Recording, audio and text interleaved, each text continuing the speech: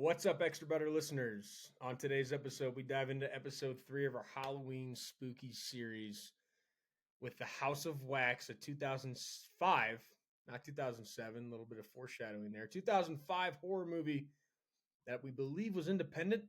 Don't think it hit the theaters, don't think it hit much of the box offices, but Paris Hilton and some other actors that you might be familiar with, a lot of TV show. But we get into an actual horror movie after watching Killer Clowns from Outer Space and the horrible movie that was 13 Ghosts. House of Wax, Horror 2005, episode 3 of the Halloween spooky series. We also kick things off with Talking Ball. We talk X's and O's. We talk Bears. We talk Packers. Vikings and Eagles did not play this past Sunday, but we've got an extra butter head-to-head matchup heading into this next weekend. So Vikings, Eagles will be on the board. Talk about the breakdown heading into that matchup. It's a three-man pod. Me, Geese, Crit's back from Notre Dame. We talk about the trip down to Notre Dame for the Notre Dame NC State football game. Talk a little bit more about college football than we have in the past. But you guys know we always kick things off with football. So again, as we say, as always, if you don't care about football, you want to get into the bread and butter of the podcast, skip ahead to the movie stuff or the gears to grind that we also dive into, as well as our Oscars to give. And I also went and saw a movie at AMC this past Tuesday. Might not be the one I promised you I was going to see, but want to give you a little bit of a snapshot of a movie you can go out and see why it's still in theaters, or maybe catch it when it comes out on streaming. Guys, go make sure to listen to every episode on Spotify, Apple Podcast, YouTube, and Amazon Music. Drop us a follow on Instagram and X, the Everything app. Everything happens on X for any update on movies to come.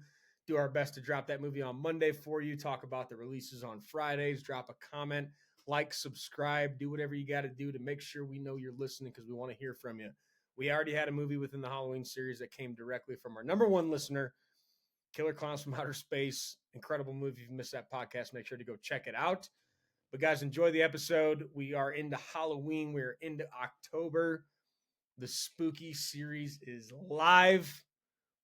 And we're going to talk a little bit about the House of Wax. Guys, we love you. We appreciate you. Critter, roll the tape.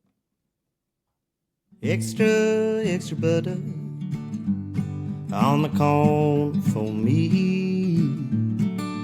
Extra, extra butter. I hope they don't charge a fee. But it won't matter anyway. I got a good movie to play. I'm gonna ask my friends to stay extra butter for me. This is episode 27, episode 3 of our Halloween spooky series. Critter's back. Let's talk a little football. Crit's went on a Notre Dame trip. Packers, Bears win. Eagles talked about it last week. Didn't play on Sunday, thank God. And the Vikings were on a bye, so it's really going to be over to you two to kind of carry over the football talk this week. I don't know who wants to start. I know Geese has been fucking ramped about the Bears, so we can start in Chicago. Bears. Before you start, there's always Ditkas in the crowd. There's always Ditkas in the crowd, dude. They make me laugh every time. Just the guys out there with the Bears sweater and the mustache. Always got Ditkas. It's the easiest costume to do for a sports team.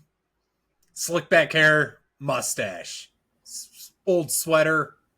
That's all you need. It is a specific Bears sweater though. That is true, but you look at like Raiders fans and they're just decked out to the nines in all their fucking gear and costumes and shit. It's like, dude, that probably took you 9 hours to put on. No body paint, just strap on a fake mustache and go to whatever website. I'm sure there's a billion out there where you can get that sweater.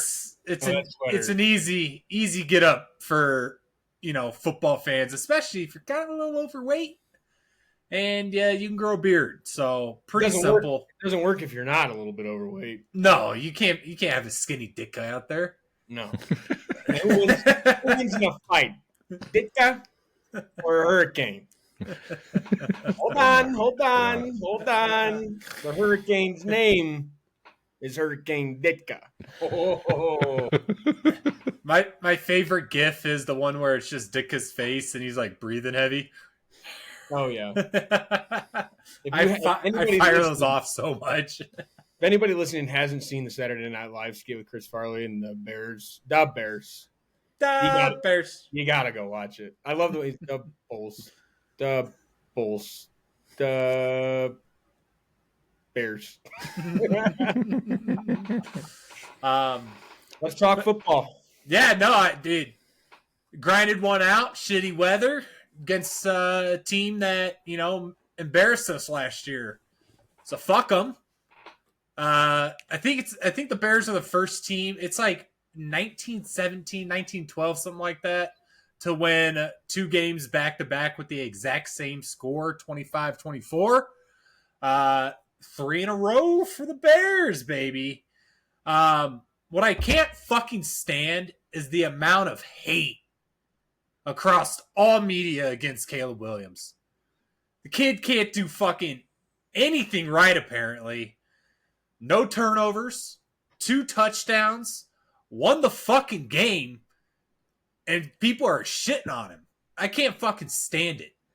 Welcome to Philadelphia. Yeah. It's like welcome to the party, dude. We're like sitting here hating Troy Aikman because like, he's a freaking fucking cowboy. I'm sure Brendan's in the same hater boat. of the century. Troy fucking Aiken butthole can suck my cock. So I did hear on Pardon My Take, Troy and Caleb were supposed to meet pregame or meet during the week, and he missed. Caleb didn't make it. Yeah, preparing for a game. Sorry. There was some butthurt shit going on, but yeah, he was just the memes on X were fucking awful. I will take the collective support against Troy Aikman for that game, but Jane Daniels interception. Jane Daniels loses the game to a fumble, unforced. And, it's like Caleb's still catching heat for all that. I don't know what it was. It was some analyst. And he's like, oh, what if? He should have had an interception. Dude, fuck your what ifs. Won the fucking game. That's all that fucking matters. Ben Johnson completely has that locker room. Good, better, best. Never let it rest. When your better gets good, and your good gets best. Fucking diabolical. Yeah, he does have him going, and I think he's got him bought in. And I think what's scary about the Bears is I think Caleb's ceiling is higher than Jaden's. I think Caleb will be better than him. And the other point is, like, they got a couple bullshit calls on him for sure. I think that's been happening more in the league. But, like, the Bears got the butt end of the stick on some of the shitty calls. Yeah, dude, the taking the back Rome's TD for what, 5th week straight, and the guy's not even lined offside. It's just horse shit calls, which typically goes against us. Those pre-snap penalties, you can't have guys lining up offsides. And I didn't watch the replay. I didn't see if he was lined up offsides, but Kyler Gordon did it on defense like 3 possessions before lining up in the neutral zone. It's like you can't have that shit. And that's The penalties need to get cleaned up, and that is a hallmark to Bears football. Well, that's what scares me, though, is like how good could they be, Yeah. Yeah, I mean, our defense is coming together. We're getting guys back from injury. We're on the right trajectory. Dude, it's like watching Bears games in the past, these situations, Raiders, Washington, we lose those games. So watching as a fan, that's in the back of your head, you're like, oh, how are we going to fuck this up? Then we get a little moody out there. A little moodster. When he trotted out, I didn't know. I knew Cairo was kind of banged up, but I didn't know that's who you had. And when he trotted out, I just was like, oh, fuck. That's exact. I was like, here comes a missed fucking field goal for the win, dude. God damn it. Good for that guy, though. I mean, 4 one was blocked. That was a little He's low. he's like so shy, too, when they're interviewing. Yeah, I was just, helmets on, chin strap, snaps. Yeah. Just kind of a weirdo. Yeah. But you love to see that from players who kind of got shafted, whether it's their own fault or not, especially with that type of turnaround. Just got put on the Bears. You're, basically practice squad guy. And you get called up, went, 4 for 5, I think? One of them got blocked. Can't hate that. Kid was nailing them in bad weather. Yeah. Yeah, with all the shit he's gone through to come home and knock through a game winner. Easily could have been like 0 for 4. You know, yeah. It could have been one of those games. But we're winning the games that we need to win. So, the future schedule, dude, next 3 I could see us winning. Ravens might just run the ball down our throats and call it a night, but yeah, that one's gonna they suck. So we'll see. Lamar will be back, and they'll be coming off a bye week, so that'll be a tough one. But the Saints is a winnable game. Kind of feels like a trap game a little bit. I don't know, dude. All these games kind of feel like trap games for the Bears. On this podcast, we just need to stop talking because the moment you say, "Fuck, we got the Saints," get fucking boat raced by them. New England too. I would love nothing else. Last thing I'll say is shout out to the fucking defense, man. We are getting turnovers constantly. Probably not sustainable, but it keeps fucking happening, and you can't hate that with the amount of shit we keep getting there. Yeah.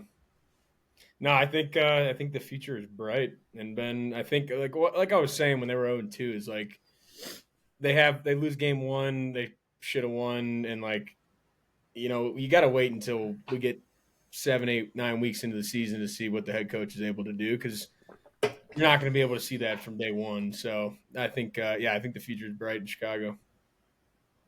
I appreciate that. Welcome back to competing in the NFC North. We missed you. Yeah, not really. Fuck your Packers. You're lean the pack. That little tie there, baby. Yeah, with the little tie. The Packer in first over the Lions because of the tie. Yeah. By and we played one less percentage game or whatever it is. Yeah. There's contingencies in there, but the Pack did top of the division. The Pack fended off repeat offender Joe Flacco on Sunday.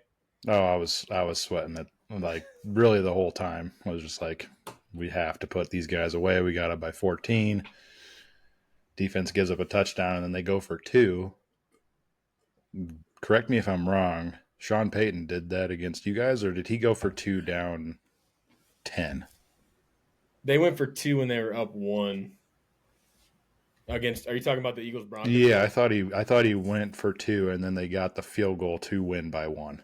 No, they won by 3, if I remember correctly. It was, okay. It was 17-18, and they went for 2 and got it, and they won 20-17. I'm pretty sure. Okay, but same thing. Like they went for 2. Like you're down 14. Like you're gonna have to go for 2 if you don't get it. So if you get it that first try, then all of the momentum is in your favor.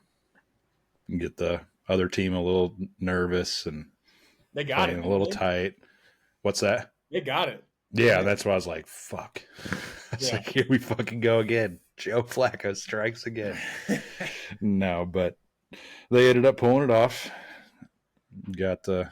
We also had a backup kicker from God knows where. I think he was saying he was going to go back to student teaching or substitute teaching until he got that call. What a crazy story for that guy.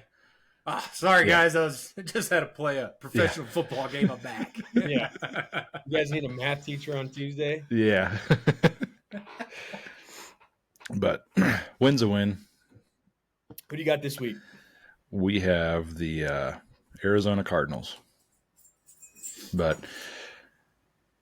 I would like the defense to get a little bit more turnovers, but at the same time, their first half's getting held. Yeah, I saw he was bitching about that. Well, rightfully. He's not the only one bitching about it. It's Dallas Cowboys fans. They'll also tell you, well, welcome to the club or something like that. Part of the deal, which I kind of agree with it. Like, I wish we could get some more calls, but just fucking figure it out. Like, what do we got to do to free him up? Do we need to just fucking have someone that just goes straight at the offensive lineman that's blocking his ass and free him up so he can run around like a madman? I don't know, but defense, very good in first halves.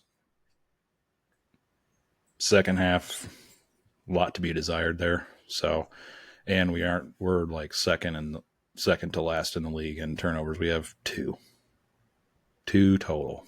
I think the Jets are last with 1. So That's a bad football team they got. would really like to get some more turnovers. I get they're not giving up any points in the first half, but just some electricity will be from getting a turnover. The electricity that provides for the team and like just the game in general, like your odds of Let me winning. tell you, like, Craig. yeah. It's fucking electric. Trust me, I was at Notre Dame. They had 3 of them bitches.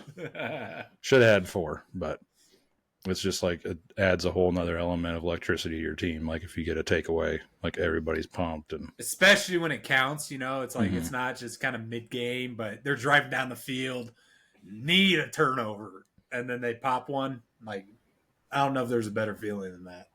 Yeah, I'm starting to get a little worried about. Like, there's nothing to be completely worried about, but just that turnover Jordan had, and like I think their first drive, like we drove down there, could have gotten 6, but I think it was like maybe a 3rd down, 2nd down, and threw a pick when he could have easily just throw it away, get 3, get the fuck out of here. And then just some of the decision making by LaFleur is. I get it. You're getting a feel for your team, so I don't want to like freak out now. But there's plenty of evidence out there from past playoffs and what have you, where his decision making in the clutch is kind of lacked. So we'll see. We got just keep playing, keep battling. We'll see what happens in Arizona. We got our second extra butter head-to-head matchup on Sunday. It's just crazy to think that you guys are all in the same division and the second head-to-head is with us. But we go to Minnesota on Sunday.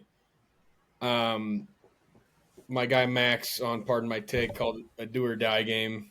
This is the do-or-die game. I don't agree with that. But that's going to be a battle. I think Carson will play. Carson's got this one circled for sure. I was hoping to see JJ out there. I'm not going to lie. He's emergency, isn't he? Yeah, he's healthy enough to play, I think, but I don't think he's quite there yet. But yeah, he's an emergency. It's a good football team. I mean, the Vikings are a good football team. Quignon's been practicing. If he does not play, that changes the game tremendously. Carter's back, though, right? Jalen Carter is back. That changes the game tremendously. A linchpin. Yeah. He is the churn that gets that defense going. He's just an absolute game wrecker up front. You got to double team him every play. He'll beat a double team, and when you don't double team him, you're going to have some problems. So happy to have him back. Quignon is, again, we'll see. We need him. Overall, the defense is getting healthy. Landon Dickerson's practicing, so he should be he might play again up front. We got to run the fucking football, man. We got to get the run game going. Nothing helps your offense more than being able to run the football. Saquon is not having a great year, but it's really not on him. It's more up front. Jordan Mailata slowly becoming my favorite player on the team. I've always liked him, but all of his interviews are just great. Like, we just got to do our job. There's no focus. Everybody does their job, dominate your box. And the reporter's like, what do you got to do to, what do you say as a leader to kind of get that stuff to happen? And he's just like, do your fucking job.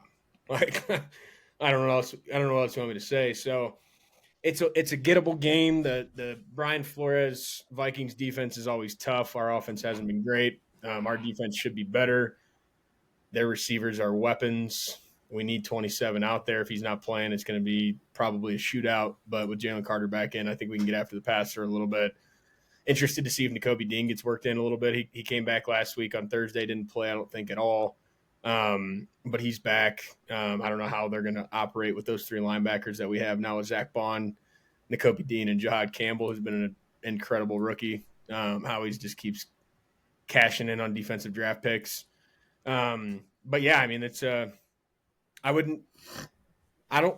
going to call it a must win, but I'm going to call it a can't lose. I think there's a difference. I don't think we can't lose this one. And I know it's on the road. I know the Vikings are good. The Vikings are NFC upper echelon competitors, but this is a can't lose.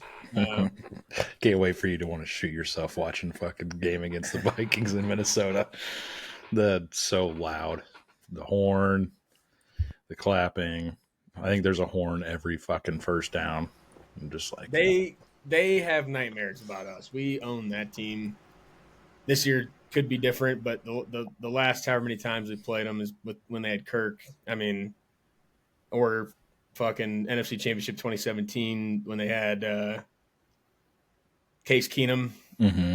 You know, we've kind of beat them up, so they're due. They're due for one. We need one.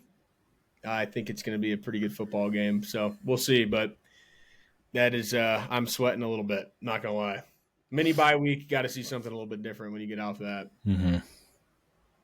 But going into I guess we can do the touchdown parlay, but still keeping football. I want to hear about the old Notre Dame trip. I know we talked about it a little bit, but getting into the DraftKings, we're 0 for a lifetime touchdown Butterboys parlay. Our guy, We suck. our guy Trav fed us Dallas Goedert as a Vikings fan picking an Eagle. That just feels like a slap to the face to me. I kind of wanted to pick a Viking, so he kind of beat me to the punch since he's not here. But Dallas Goedert will kick things off for the touchdown parlay this week, boys. I don't know if you've got your guys locked and loaded, but we'd love to hear it. Geese, I bet yours is Roma Dunze. Facts. Roma Dunze. Facts. God, David. Roma No, Dunze. don't God damn it me. This dude has been automatic for tutties every fucking game. Except last game because he got fucked. But he didn't catch one. Roma Dunze plus 100, Dallas Goedert plus It's 270. a fucking steal. Critter, who do you got for us? I might be like right between odds of Geese and Trav here. I'm going to go with Isaiah Pacheco against the Raiders. Raiders. I like that. Been running the ball hard. I feel like he hasn't gotten a touchdown yet this year. Insanely hard, dude. I was watching Yeah. their game last week. I was like, holy fuck. I've been watching their games, and he runs hard. And like, there was like a couple games before, gets them to the red zone, and then he gets a breather, and then the other guys get in. Which So that's is what I'm kind of worried total about. But fucking I think bullshit. I think it's time against the Raiders for him. Kareem to Hunt, get in. Kareem Hunt gets a lot of the goal line work. He always has, really. But you got to reward the guy who got you down there, man. And especially like the first few weeks of the NFL, you're like, that was just not happening. Insane to me. Dude has 80 yards of fucking rushing to get you down to the, first and goal, and you're not going to feed him. Even if you don't get it, feed the guy. Fuck. You guys want me to stick to the early slate since all three of them are there? I think that makes You the don't most have to. I say I we think you just say should. fucking let it rip because Nope. Fuck him. Early slate. early slate it is. I'm going to go with a guy from the Toilet Bowl, the Miami Dolphins at the Cleveland Browns. And we're going to take the rookie running back, Quinshon Judkins, love it. to score. That guy has been playing really good football. They are not a good football team, but neither is Miami. I think the Dolphins very quickly here. We're going to see a lot of guys getting moved. There's a handful of teams I think that are going to start moving guys here. The trade deadline is early November, so we got a few weeks left. But Quinshon Judkins has been toting that rock, and now they get a favorable matchup at home against the Dolphins. I think he scores at minus 125. That would bring our four-leg parlay up to plus 39.62, which would be quite the payday. $10 will win you $406. That would be awesome. Need one. Need one of them. Having two guys in the plus 200s is for guys who haven't won a bet yet is a head scratcher a little bit. But I think He was plus 190 when I looked at it. Must have went up a little bit. They're like, maybe not. just lock that in. Yeah, I mean Roma Dunze being plus money is interesting. Judkins, I don't think has scored either. Goddard scores every week, but plus 270 obviously tells you something about what they think the game plan. And then Pacheco 205 does seem shocking if he hasn't scored, so that makes sense. But plus 39.62 on the DraftKings Sportsbook. We are 0 for a lifetime. This will be posted. You won't hear this until next week, so you can laugh if we lose. But always post it on the Instagram story. So I know you're not going to hear this like I just said, but every week you will hear me talking about this right now. Every week we will post our parlay on the Instagram story if we remember to post it on Sunday. But hopefully we can get a winner here. We are definitely due. We might end up next week if we lose this one having to just go chalk and taking guys like Josh Jacobs, Jonathan Taylor, fucking Derrick Henry, and I typically would say Saquon, but he's not a guarantee. So touchdown, the Butter Boys parlay is in. It's locked. It's loaded. Dallas Goedert, Roma Dunze, Isaiah Pacheco, and Quinshawn Judkins for a plus 39.62. Critter, I would love to hear about the trip to Notre Dame. I feel like the boys had to be sweating a little bit of bullets in the first half. It did not look like a good football game against North Carolina State. There was like 10-7 at half.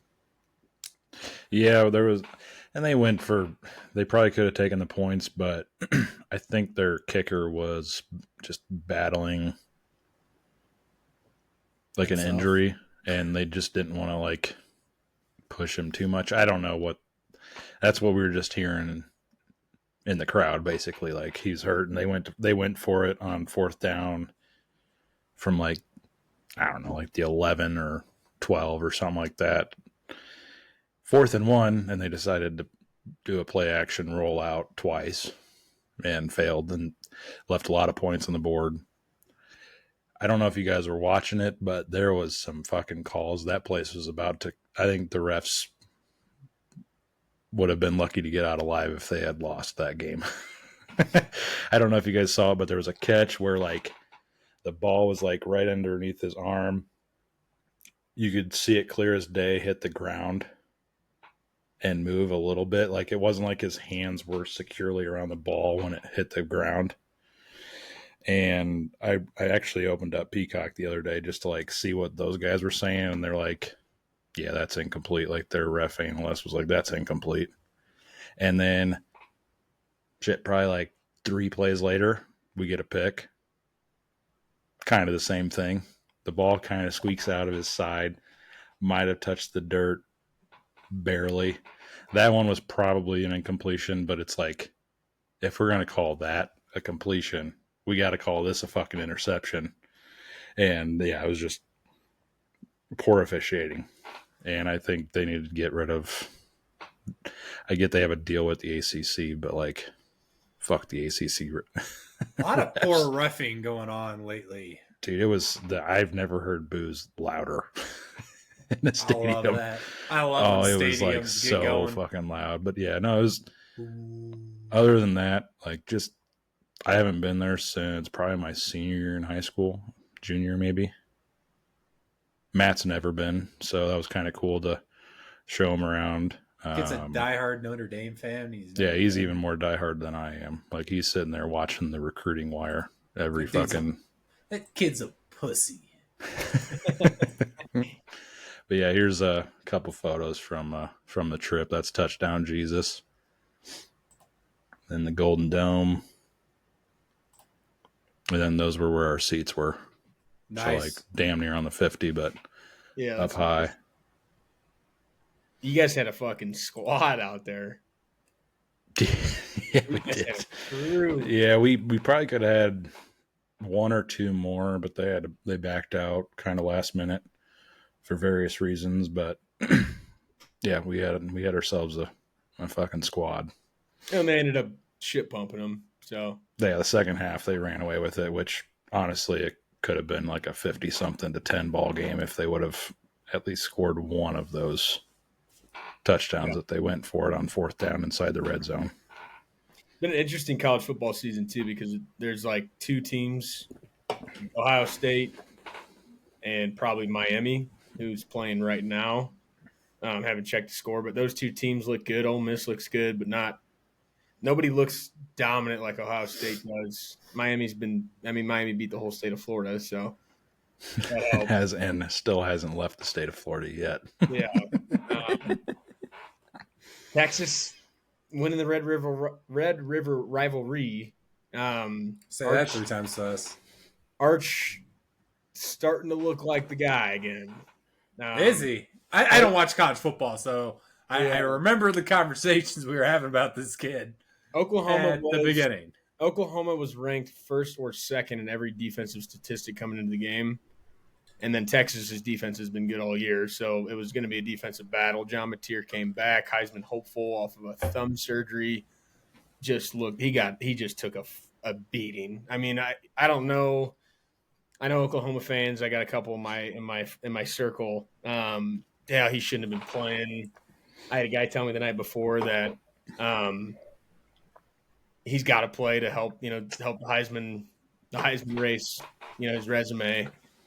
He threw 3 picks, got sacked a billion times, should have thrown 6 picks. We dropped probably 3 of them. But Arch, things on time weren't necessarily coming out because their defense is that good. But he was extending plays, making throws down the field. I mean, Oklahoma scored. They went up 6-0 and then didn't score the rest of the game. I think Texas won like 20-something to 6. But I think Arch, I'm ready to. I was never technically out on him, but certainly was not thinking Heisman. And he's not in the Heisman conversation right now, but that guy I think he's going to be able to lead Texas to the playoff. I think we can win out. I think Texas, they play A&M the last week of the season. That looks like a good football team too. But Texas has Kentucky. They don't have the most difficult SEC schedule. Mm-hmm. Oklahoma was a big game. They play Georgia. And they play Texas A&M, but they get Kentucky. I know they got Vandy, who's kind of a dog. But they don't have a horrible SEC schedule like some other teams do. Oklahoma's playing, I think, 6 or 7 the straight. gauntlet. 6 or 7 straight weeks of top 25 teams. Texas does not have that. So, Arch Manning might get the boys into back on track and hopefully into the playoffs. I think Texas is a team that will favor if they did lose a 3rd game. Now, granted, when it happens, we'll see.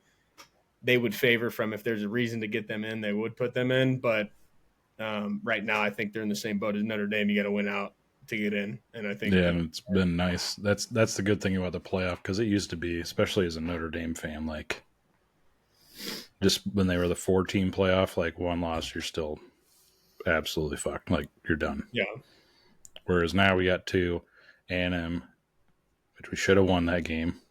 Just laces out, Dan. Kick the fucking extra point. We at least go to overtime and see from there. And then Miami, first game of the year in Miami, and they're both 2-5 now. So with those, now we're 13. So, and we got USC. That's probably our biggest test of the year for the rest of the year, I should say. But yeah, one more thing. We were at the tailgate. Boy Nick just got a brand new fucking bag set, Notre Dame painted, real fucking slick. And it was probably right before everybody showed up. So it was like me, Calvin, and Lindsay, and actually my cousin showed up, her and her boyfriend. But we had the bags on grass. A little bit uneven, and then there's these parking spots that were marked like can't park here, whatever, and we're like, oh, we don't need to be on grass, we can just put them right here, it's flat. And then we all look away, and then all of a sudden this car just comes in and just boom, runs right over one of the bags sets. It's probably recoverable, but just the vibe kill that and then they were just we're so nonchalant idiot about it. They're like, oh, I didn't see it. And they kind of went about their day. They parked right next to us at the tailgate. And we're sitting there, the other tailgate, kind of catty quarter from us, pulls out this bag of tools. He's like, I don't know if this is going to get you there, but here's what I got. And if you guys want to play bags on our bag set, you can. And then eventually one of the girls went over there and were like, are you guys going to apologize or anything? And he ended up giving us, I think, $50 for it, which still isn't enough. No. But yeah, it was still recoverable. The whole shit, it wasn't absolutely demolished. It was just 1 2x4 that got ripped out, and he probably can replace it for less than $50. And he may not even have to replace the board. He just has to figure out a different way to screw it in. But Just That we is a didn't vibe. see it. I'm like, Fuck you're a them. fucking dumbass. Yeah, that's a That's nice deal tough. for sure. And yeah, $50. I mean, custom bagboards, even like Dude, not 300. custom, even I'd pay not like even 300 for 'em. non-custom. Just you Just bought good a- quality ones Yeah.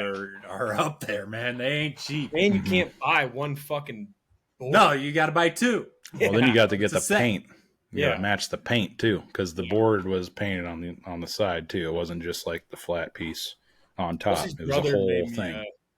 Chelsea's brother made me some custom Eagles ones like several years ago that are awesome. But like, yeah, like if you were to sell, you could sell those for I $300, think $400. you paid $300 for them.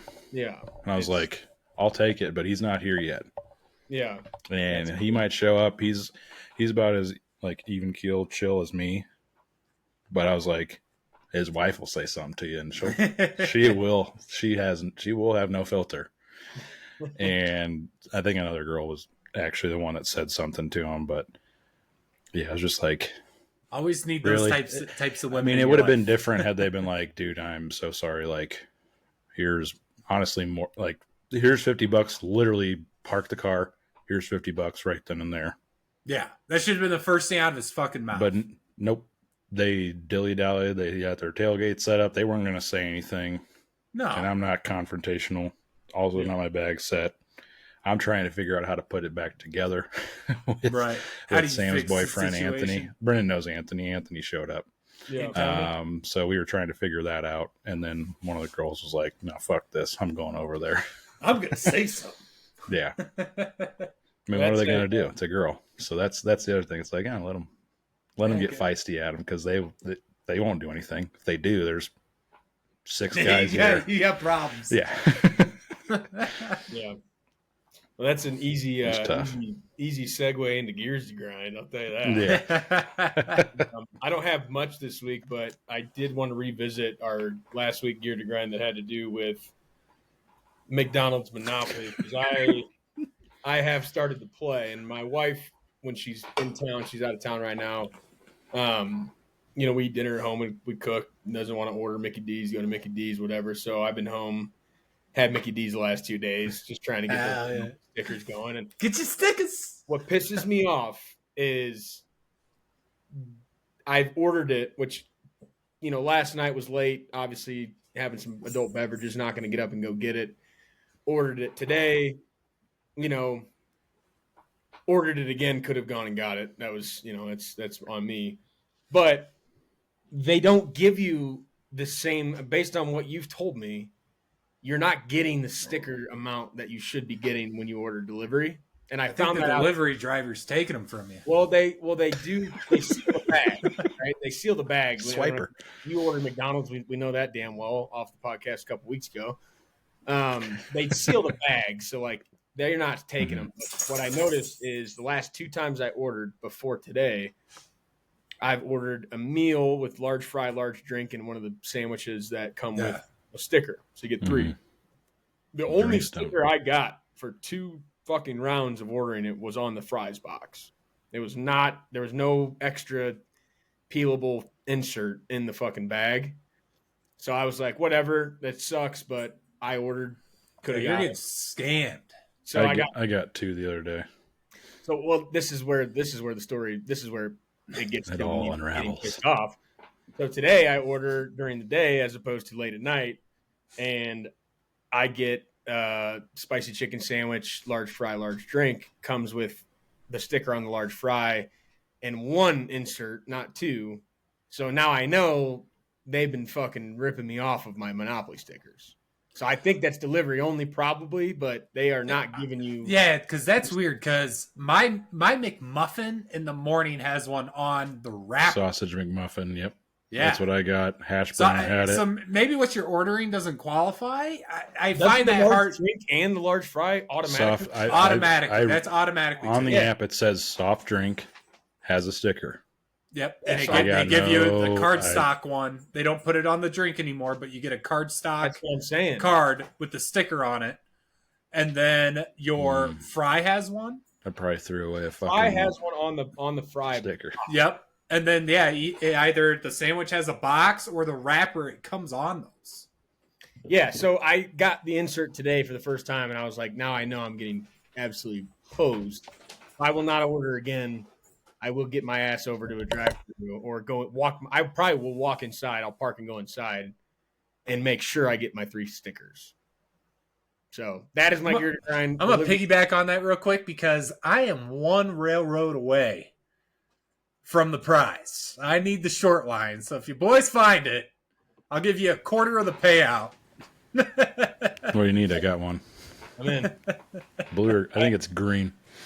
I checked my 2 today. It wasn't anything that you needed, so I scanned. Yeah, so Tennessee Ave is. I also have the other 2 for that one. So Tennessee Ave in the short line.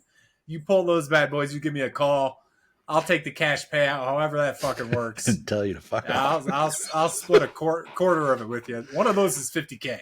I got a free food item, but I got to scan it in the app to tell me what it is. Well, let's piggyback on that because you scan. I found it. You found it. Found it. You can't find this shit. It's like, oh, it's in your rewards. Where the fuck is it? Walk me through it right now. I Googled it because I was getting pissed because I got a free apple pie or small fry. Yeah, I got a Mine billion just of says them. free food item. Nothing. Yeah, so if you scan it and then It'll give you something when you scan it. You can't scan it again, but if you go to rewards and deals and you scroll down to app exclusive deals, you'll find your free shit.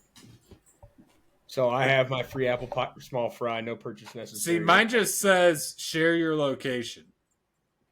Well, how about you share your fucking location? Fuck McDonald's. Why do you need my location? Well, I order off this app. That's why I share it so I can get. I don't use the app. I do it in person. Well, that's why you don't have your free shit. Oh, they did all just show up. Okay. Yeah. So I agree. I mean, I'm not gonna click it. You know, like I'm never gonna use it, but I did find it. Okay, let's go through here. I got 1, 2, 3, 4, 5, 6, 7, 8, 9, 10, 11, 12, 13. Earlier 14. this week, I got 15 free shit. I'm gonna die with a Big Mac in my stomach. This kid just crushes Mickey D's. Just crushes Mickey D's and eats it. Monopoly. Eats it outside of Monopoly a lot, but I think it's escalated with Monopoly. It has definitely escalated since Monopoly. Yeah, you can't win. I typically do a McMuffin, a large Dr. Pepper in the morning for breakfast. I go till about 11 a.m. and then I eat like a salad or something. So I'm canceling out a little bit. You're not eating this salad. I do. Lexi makes them for me. You go to beat up a lot. I put chicken in it. So you go to beat up a lot. Not anymore. Kids getting better.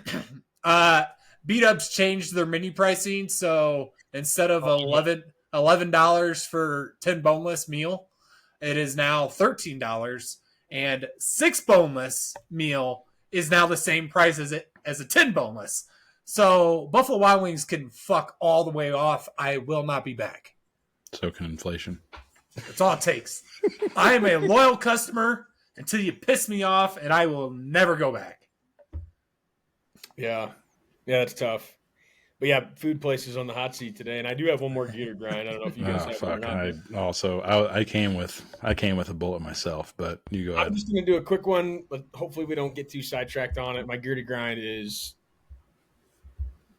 the Los Angeles Dodgers. They have 3 Hall of Famers in the top 4 of their batting order. They've got 4 Hall of Famers on the roster, and I'm sure there's probably somebody out there. Might be a future one too. You can make a case for probably somebody else on the team, I'm sure. But Shohei, Mookie, Freddie, and Clayton Kershaw, even though he's not relevant in the playoffs, they have 4 Hall of Famers on their active roster. There's no salary cap in baseball. They're everything the Yankees want to be, and they can't figure it out. But they are up 3-0 on the Brewers, who are the best team in baseball. And they play tonight. They're probably going to sweep them. And then the Mariners and the Blue Jays are playing for a participation trophy in the World Series. Because I don't know, man. I like the AL's chances better this year. No. If Milwaukee doesn't make a series out of it. Blake Snell went 8 innings, 10 strikeouts, 1 hit, game 1. Yoshinobu Yamamoto went 9 inning complete game, 1-run game. Tyler Glass now comes out and shuts the door. They bring in Roki Sasaki, who they paid $1 billion to, as well as everybody else on their team, to come over from Japan and be a starter. And he was a big pussy. and now he just became just an elite closer that they've got. So they literally bring in starters from their bullpen's not any good. Everybody's talked about like how their bullpen is going to be their Achilles heel. When they bring in fucking Tyler Glasnow in relief or Roki Sasaki, who can go 3 innings if he needs to, they only use like Vesia, Banda, and Trinan out of they only have 3 guys that even can sniff the field out of the bullpen. It's like they don't even need a bullpen to beat you, and they could be down 4-0 in the 7th and score 6. Like if they sweep the Brewers tonight and they go win the World Series, I think they won last year. Yep. Pretty sure. Yep. They're ruining the goddamn game. They're just Put a cap on. They're paying guys. Yeah, cap is. They already had a strike over the cap when we were 2 years old. They keep trying. They're never going to get there. Yeah, I mean, Ohtani as the leadoff hitter is just an absolute weapon. It's either he's gotten a leadoff home run. I think it was maybe the wild card series. Oh, and here's a fun fact. Yeah, leadoff triple last night. Yeah, and to top that off, he's on the fucking mound tonight. Yeah. So it's like forgot about him. They also got that guy who leads off. So yeah, he can also shout out the Angels for letting that one go. 7 innings on the fucking dot on the bump. That's not a winning baseball. But at the same time, my hopes are up that they're not going to repeat. Could be I'm an idiot, but they sweep. Then they're going to have 7? Like they're going to have a whole week off if they sweep, because that series in the AL might go 7. What team in the AL is better than the fucking Brewers? Toronto can score the fucking. They both can score runs, but neither one of those teams is facing fucking Glasnow, Snell, Yoshinobu, and Shohei Ohtani. Well, they got Scherzer. I don't think Scherzer's playing that big of a role, but he pitched yesterday. Then they got Gausman and Shane Bieber, AL Cy Young. So they may not have the amount of pitchers that the Dodgers have, but I worry if the Dodgers sweep the Brewers, it's a long layoff until you play a World Series game, because the World Series dates are set. Well, the AL teams are team of destiny vibes. It's 2 teams that haven't done it in forever, and then you're going against it's Andre the Giant. That's why my hopes are kind of high for the So I think again, I heard this. I listened to part of my take today. Max on there, big Philadelphia guy, said it as well. Like the Phillies had the best chance to beat that team. They could go, word for word, bar for bar with them. As close as anybody can. The Brewers are a very, very good team. My good friend Derek was not happy about the Cubbies getting beat and said that the Brewers called that game. The Brewers were going to single them to death, the Dodgers, and Blake Snell's old and Rockies, whatever. They're just whatever the case may be. It's 3-0 and they're about to get swept. So they haven't singled them to death. They haven't been able to hit these guys. They didn't need a bullpen. And the Brewers are fucking damn good at baseball. And their lineup 1 through 9 can hit the ball out of the yard, can get on base, and they cannot do anything against this team. So didn't want to get too sidetracked on baseball, but the Dodgers that was a short one. And it's like I like to watch Shohei play. Like I don't dislike any of their players. They don't have any pricks that I'm like, there's nobody to really hate. It just sucks that they keep winning. But anyway, your gear to grind. Had to get it off my chest since they were looking for a sweep. Yeah, it's all right. We'll run this along. Fuck it. But have either of you set up an Airbnb of 10 plus people? I pray you never have to. Brendan's probably fucked. But you didn't set that up though. I did not. No, but I can guarantee. I heard about yours because I was griping to your brother. I can understand repercussions. That might be a biased opinion from him. I understand the repercussions that could be possible. After Well, and we were good. I mean, again, it was like a lot of couples, and like the place was fine. Like it wasn't hard to clean up. It wasn't nearly close to a bachelor party, but just the money thing is just always. Like you don't want to harass Oh, people, yeah. but it's like it's Just fucking pay the expensive. fuck up. It's Yeah. not hard. And they do. It's just I hate asking more than. Yeah. I only You had should to only ask have like to ask twice. once. You should only have to ask Yeah. once. There is no twice. Hey, this is what it But- is. This is what we Yeah. agreed on. And they send the money Well, and then we immediately. had pieces moving too, and that's what just like a person couldn't show up. And shout out to Dicker. Did Trap pay you for Riverside yet? He ate. What's that? Did Trap pay you for Riverside yet? That's a good question. I don't think so. I only saw your two, but we'll get with him. Did you All like right. Quality point number anyways, one. Yeah, I just hate asking for money. Like it's $21 just memo pet savage? peeve. Yeah, yeah. But yeah, just and it's really not the money thing. Like I don't like harassing people It's for the it, but then it's after because you get the money for the Airbnb before you even get there. You get that all situated, but then you have the Costco run. Then you have the pizza. Like there's a lot of times where me and Nick, because Nick had the tickets, so me and him were kind of like almost offsetting each other with our prices. Like I got pizza one night, he got lunch the next Yeah, day. see, fuck that. I paid for this. He's like, I paid for that. We ended up like offsetting each other. There's just a lot of, we're good. Like a couple bucks we might have been short of, but I think it's more of the corralling of people Yeah. that grinds my gear more. I definitely appreciate We got to go to guys. this place. I definitely appreciate guys that can just barter like that and it's fine. But at the end of the day, just pay it up and then we can do that. Like especially because the Airbnb is a pretty high lump sum usually. Like just get it out of the way. Yeah.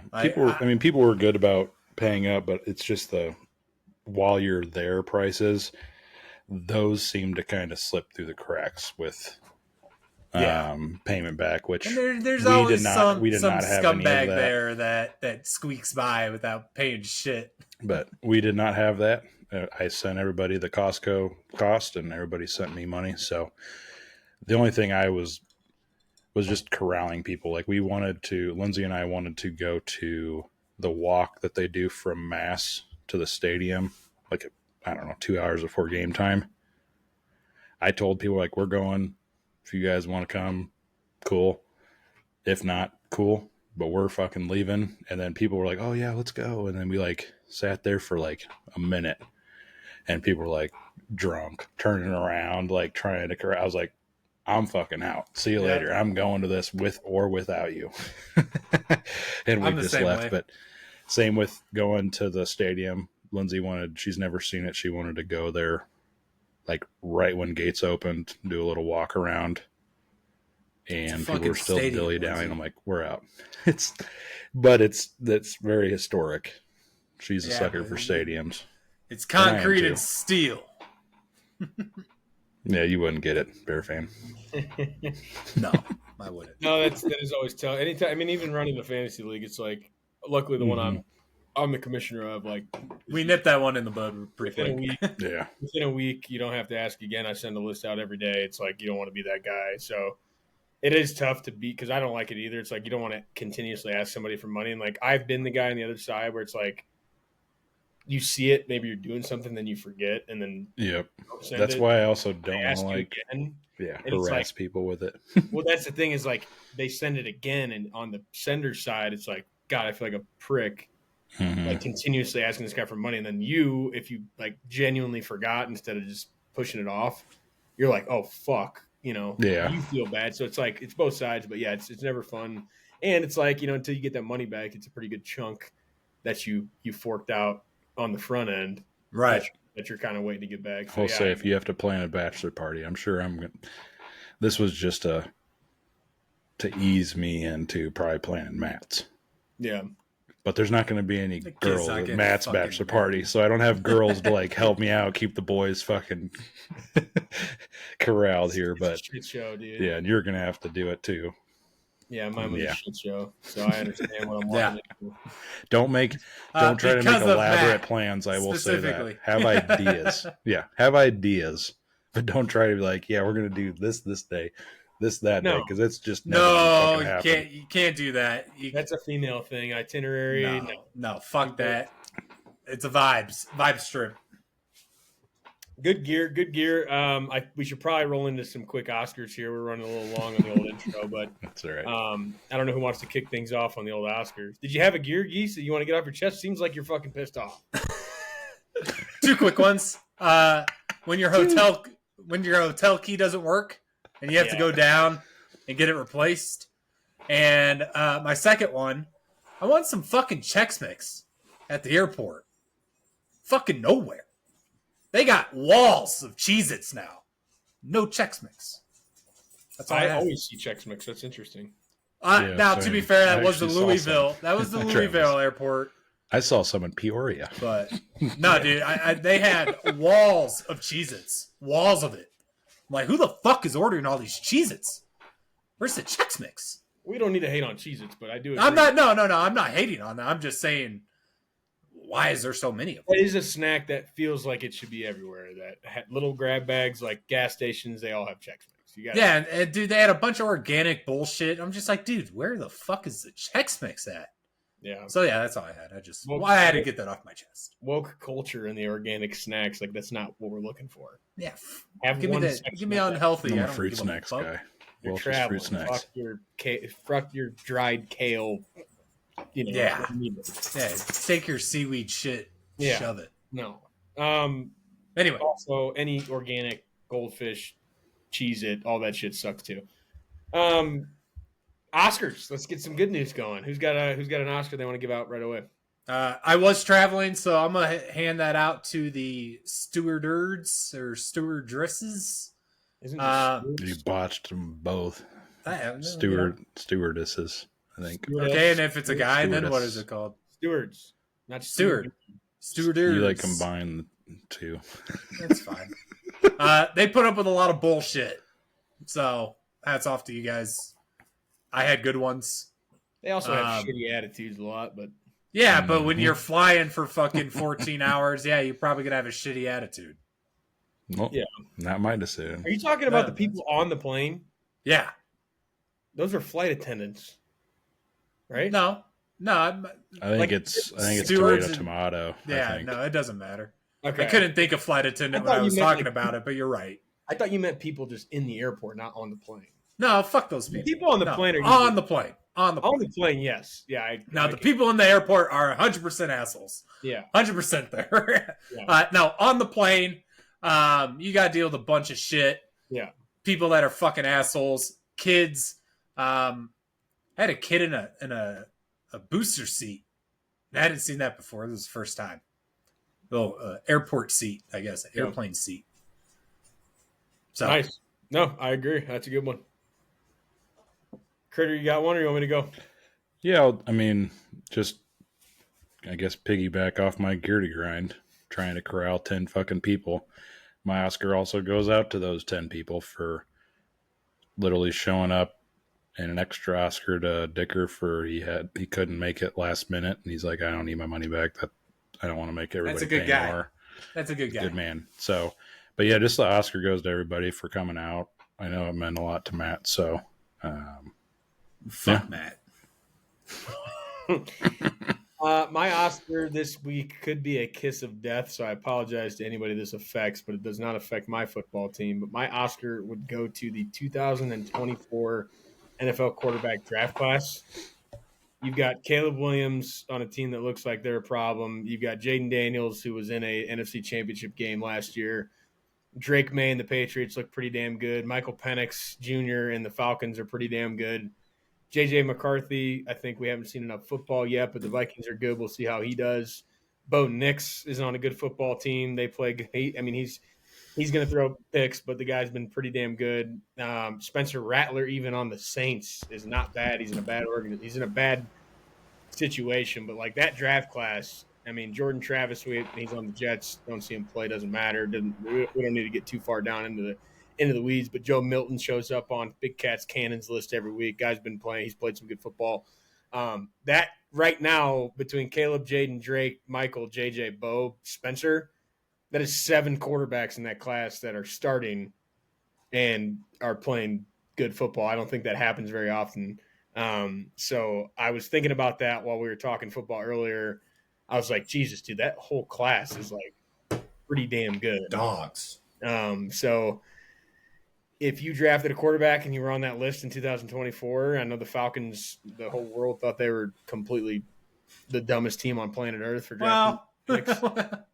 And he's the now. I didn't. I thought Yeah, it was like, I don't think it was kind of a drafting weird him that was the move, problem. It was the $80 Paying million to Kirk Cousins. Yeah. To be a bridge. Yeah, I guess quarterback. they probably didn't think.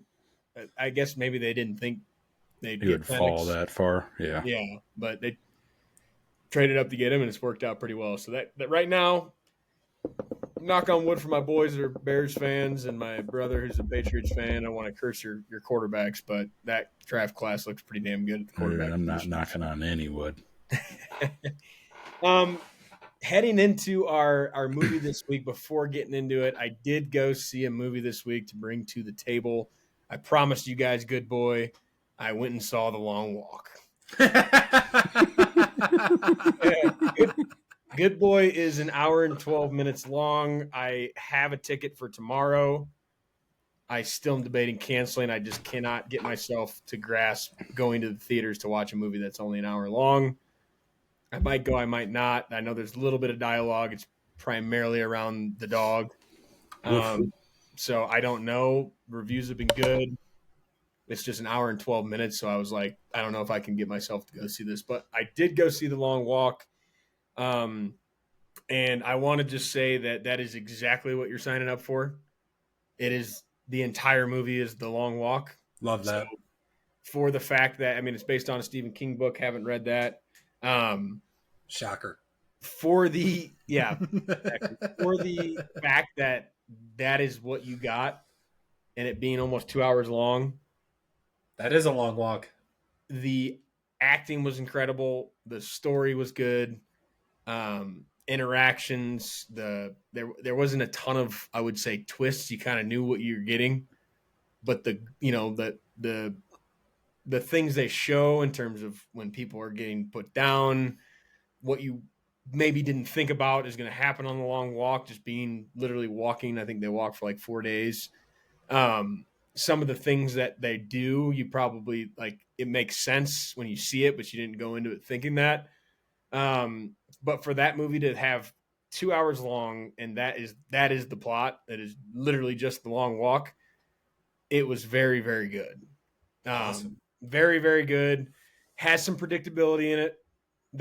They set some seeds early on that since the plot or the scenery doesn't really change, you're always on this walk, you can kind of predict towards the back end what might happen. So that kind of chopped it down a little bit. But in terms of the acting on it, the dialogue, the relationships they were able to build just being on this 4-day journey, I think everybody that said anything good about it, the reason I saw it is because a lot of the movies I was debating to see, like Conjuring, some of these, The Good Boy being short, like there's a lot of things that pulled me back.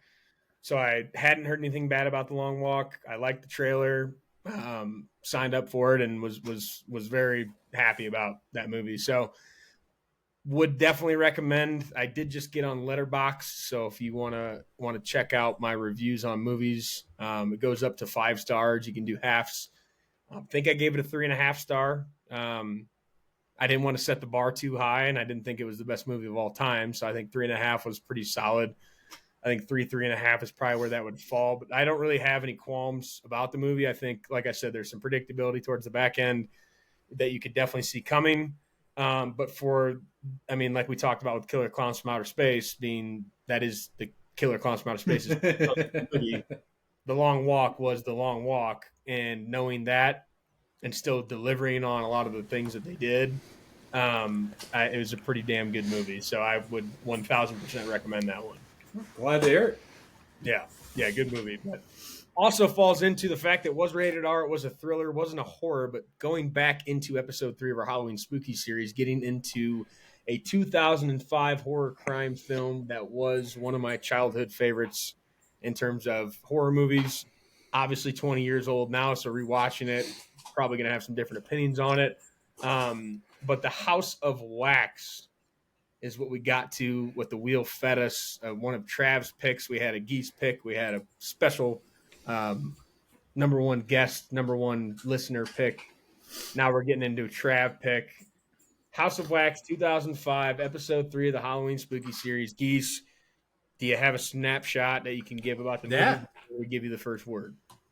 Yeah, I mean, this film takes us, we're following a group of guys and girls that are trying to take a little shortcut, get to a football game.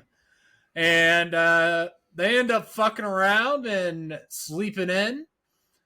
And it leads them a little bit stranded, and they got to figure their way to get some repairs on their car, and they end up in the House of Wax. Yeah, I mean, you got to imagine they're heading down to LSU, and they never said the team, but they kept talking about Baton Rouge. So yeah, dead giveaway. But like we talked about last week, I fully anticipated you going to this movie wanting to fucking hate it. You wanted to dog on it. I like it.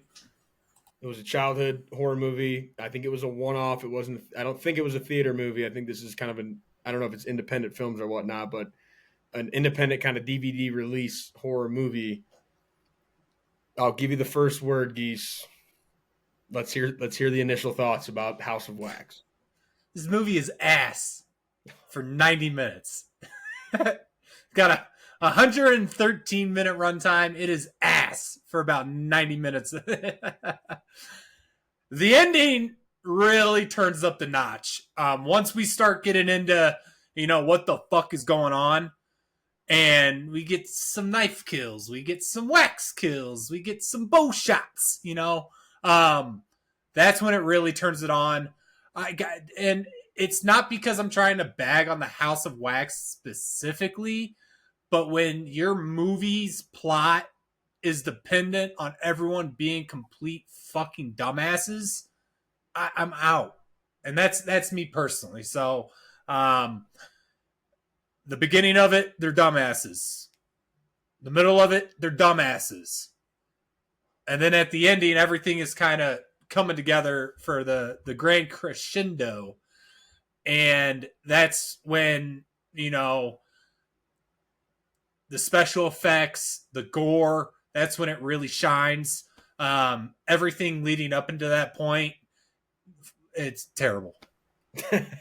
Yeah, I agree. I think watching it back for the first time in however many years, you get your full-blown corniness, like very corny interactions, corny lines, very typical 20 years ago. Yeah, that's a good point. I think the concept is cool because I haven't seen something that similar to it. I agree with you. Like, every human being in the town is wax. It should have been Town of Wax. Like everything is wax. So like, I think the concept is cool. I think the plot in terms of like, we haven't seen much like this. But yeah, I mean, they don't notice that. They don't notice anything. But in terms of like when it ramps up to shit hits the fan and the twin brothers start to get after him, like, I think the gore, the attacks, it's a very like, you're like feeling every single like minuscule detail that they do in terms of clipping an Achilles tendon or chopping a finger. Oh, dude, that's what I'm saying. Like, right? Dude, I'm bagging on this movie this whole time. Like, you're gonna throw a fucking beer bottle at this guy. You're gonna camp in the middle of fucking nowhere. You're gonna leave your friends behind to go to a fucking football game.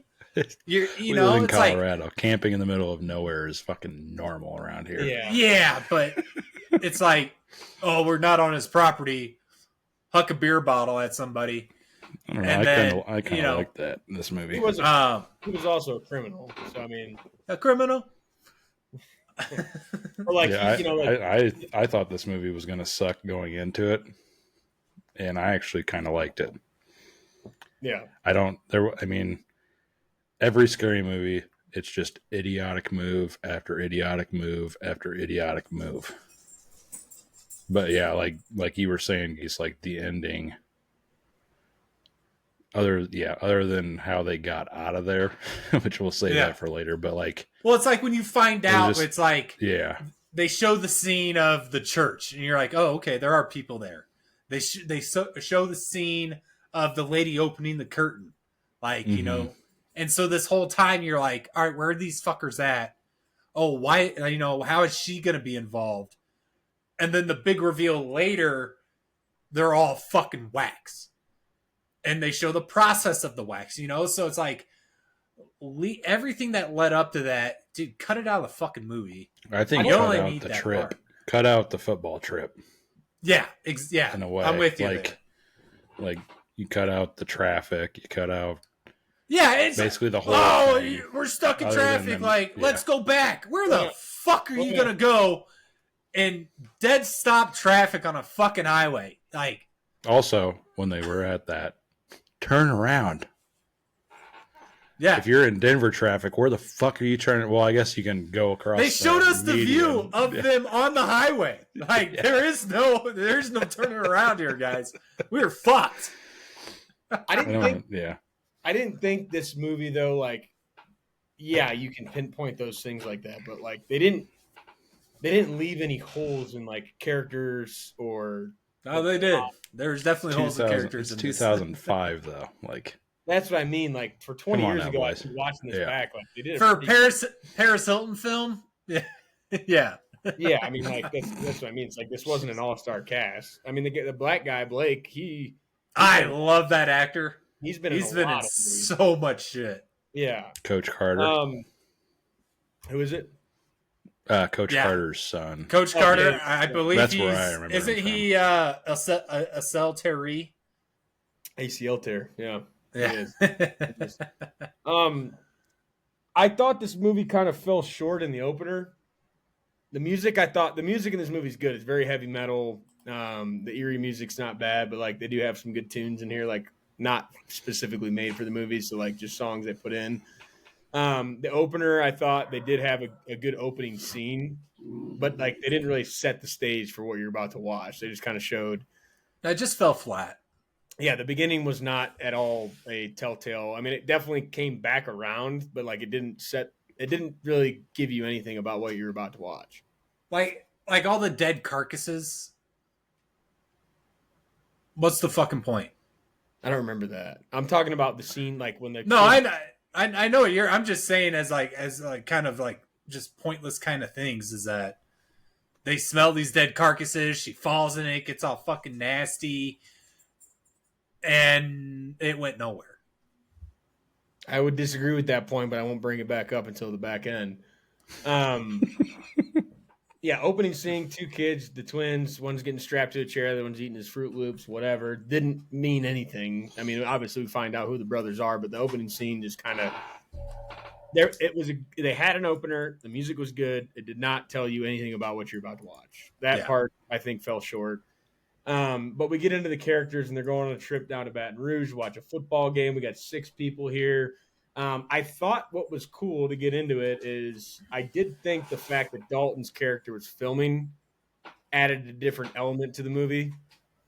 Like kind of had that little bit of, paranormal activity or something to it. Like the camcorder shit is like, it's not that well like produced, but it was cool. Like I think it added a different like creepy feature to it because that camera kind of got passed around or stolen and taken, and like you got some different angles, and I think that shot of being through a camcorder and it's changing a little bit about the picture, I think adds a little bit of a more like a different element to a scary movie. No, the perspective. Good. Yeah, that is true, but the perspective that it gives you, especially in this one where it's like, oh, who is holding this camera right now? And it's zooming in on Paris Hilton. It's zooming in on, I believe the main character is Carly. In the tents and everything. Are like, all right, who's doing that? And that element, that mysterious element there, just definitely elevates. Yeah, I agree. That's what I mean. It's like you kind of knew when you saw the camcorder that camera was going to end up in somebody else's hands. But yeah, going back to your point about kind of the breakdown is like the shortcut not working out. Shocker, you know? And like I also laugh, like you would never do that anymore because your GPS is taking you on the route. Like you're not looking at a map and I think I found a fucking shortcut. That was the early days of GPS too. I'm like, oh yeah, this fucking thing is spot on. Yeah. It's not. Yeah, let's just pull over to the side of the road. You know, that whole time, no one fucking mentioned they just have full fucking tents all packed away. I did note that when they pulled over, I obviously have watched this movie quite a few times. I was already going into that scene where they started to put up the campsite, like where you didn't just have this shit. But what I got to, like a lot of the stuff they had was for the tailgate. So like the coolers, the chairs, all that shit. That made sense. The tents make no sense, and they had multiple. The tents kind of go in like pretty huge. Small. They were very big tents, yes, but like, why are you bringing them to a football game? You don't just have a tent in your truck. Did you guys have tents at your tailgate? Were they not? No, were they not? No, I guess exactly. they were not planning on it. Yeah, that's fair. But that's what I mean. Like maybe if they said, yeah, okay, I'll shut up now. They just had tents. Like everything else, I was like, you know what? It's tailgate stuff. So like that all made sense. Beer, having a football, chairs, all that good stuff, coolers, like that is all. I'm cool with all that. The tents is where it's like it's the tents. I was gonna say they camp out and their sleeping bags and all this shit. Like they camp out at Duke for fucking tickets. I mean, they were also trying to scalp tickets, so. Yeah. I might be trying to give them the benefit of the doubt, trying to camp out for some tickets because I know that was a whole thing because they didn't have tickets. Yeah. Yeah, and if they wouldn't have taken a shortcut, they probably would have gotten there the night before. Do you think they sleep in the parking lot? Now we got some wheels on the 10 idea now. Yeah. Yeah, but how are you gonna set that fucking up on pavement? There's plenty of grass to be had, bud. You just eat it. No, maybe not in Baton Rouge. Just like setting up a tent in the swamp. You could find something though. And then the truck pulls up and we're starting to get some, we know about Wade and Carly, got Blake and Paige, and then Nick and Dalton. Nick being Carly's twin brother, which I think was something that later on in the movie it kind of clicked for me, like, oh shit, they're also twins. That just clicked. Yeah, like they had there's a lot of that going on in this movie. I think that clicked this time I watched it. But the truck pulls up, Wade kind of being the bad boy. Not really. What you gonna wants to be do? like, let's stay calm.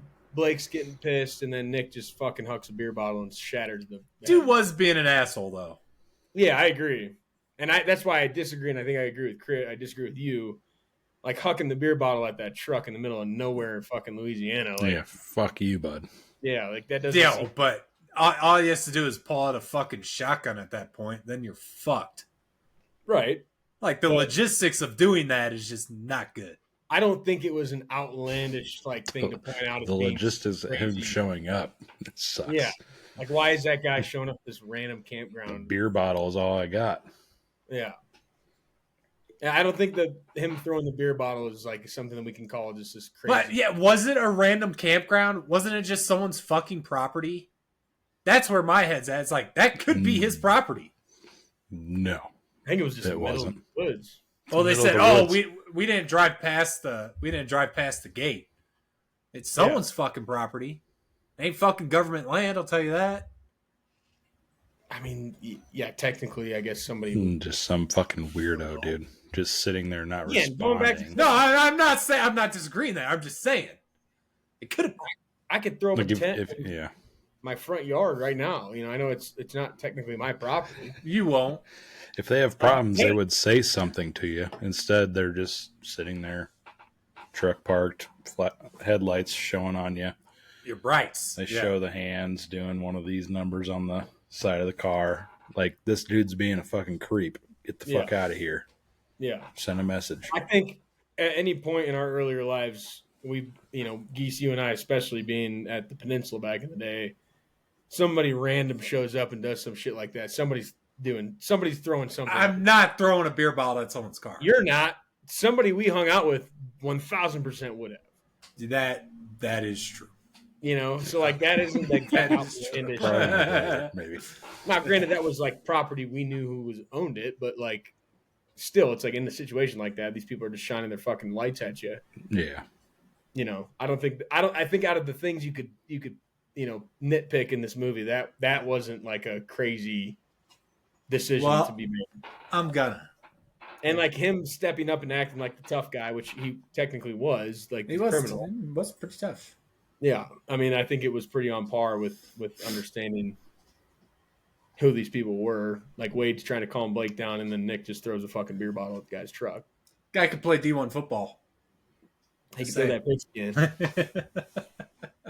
But yeah, truck backs up, gets the hell out of there, and then that's when we get the first tap into the camcorder being filmed of them sleeping, and you realize it's not Dalton. Some fuckery is afoot. So, that's where it kind of gets cool is like the cam being involved and showing it from them. And then now you get a different perspective. Like, oh shit, this is not one of them. They're all sleeping. Like, I kind of thought it was Dalton too. A little bit. Don't they show him sleeping in that scene? I think so. The second half of that, they do show I was like it. kind of watching it and the glare was kind of fucked. So like it added an element for me not knowing. But then he came out. He's like, "Have you seen my camera?" I was like, "You see me camera?" All right. You just left it out all night. Yeah, because I think that camcorder, 2005. That camcorder's probably $250. You just leave it outside. Yeah, I mean that. How they got the camera, I don't know. Yeah, I'm sure he left it. They were well. Here's the answer. The next morning, they wake up. It's 2:30 in the afternoon. Yeah. They put impressive. some beers away, though. There's no way you're sleeping outside in a tent and sleeping until 2:30 in the afternoon. No, I don't care how many beers you so have. fucking nasty in there, dude. If anything, because of the amount of beers you drank, you're up at 5 a.m. Yeah. As soon as the sun starts peaking, you're up. Because that thing starts cooking by 2 a.m. Yeah. Oh, it's 2:30. Especially down in Baton Rouge. And none of them got up before 2:30. You know, it's like not a single person had to piss.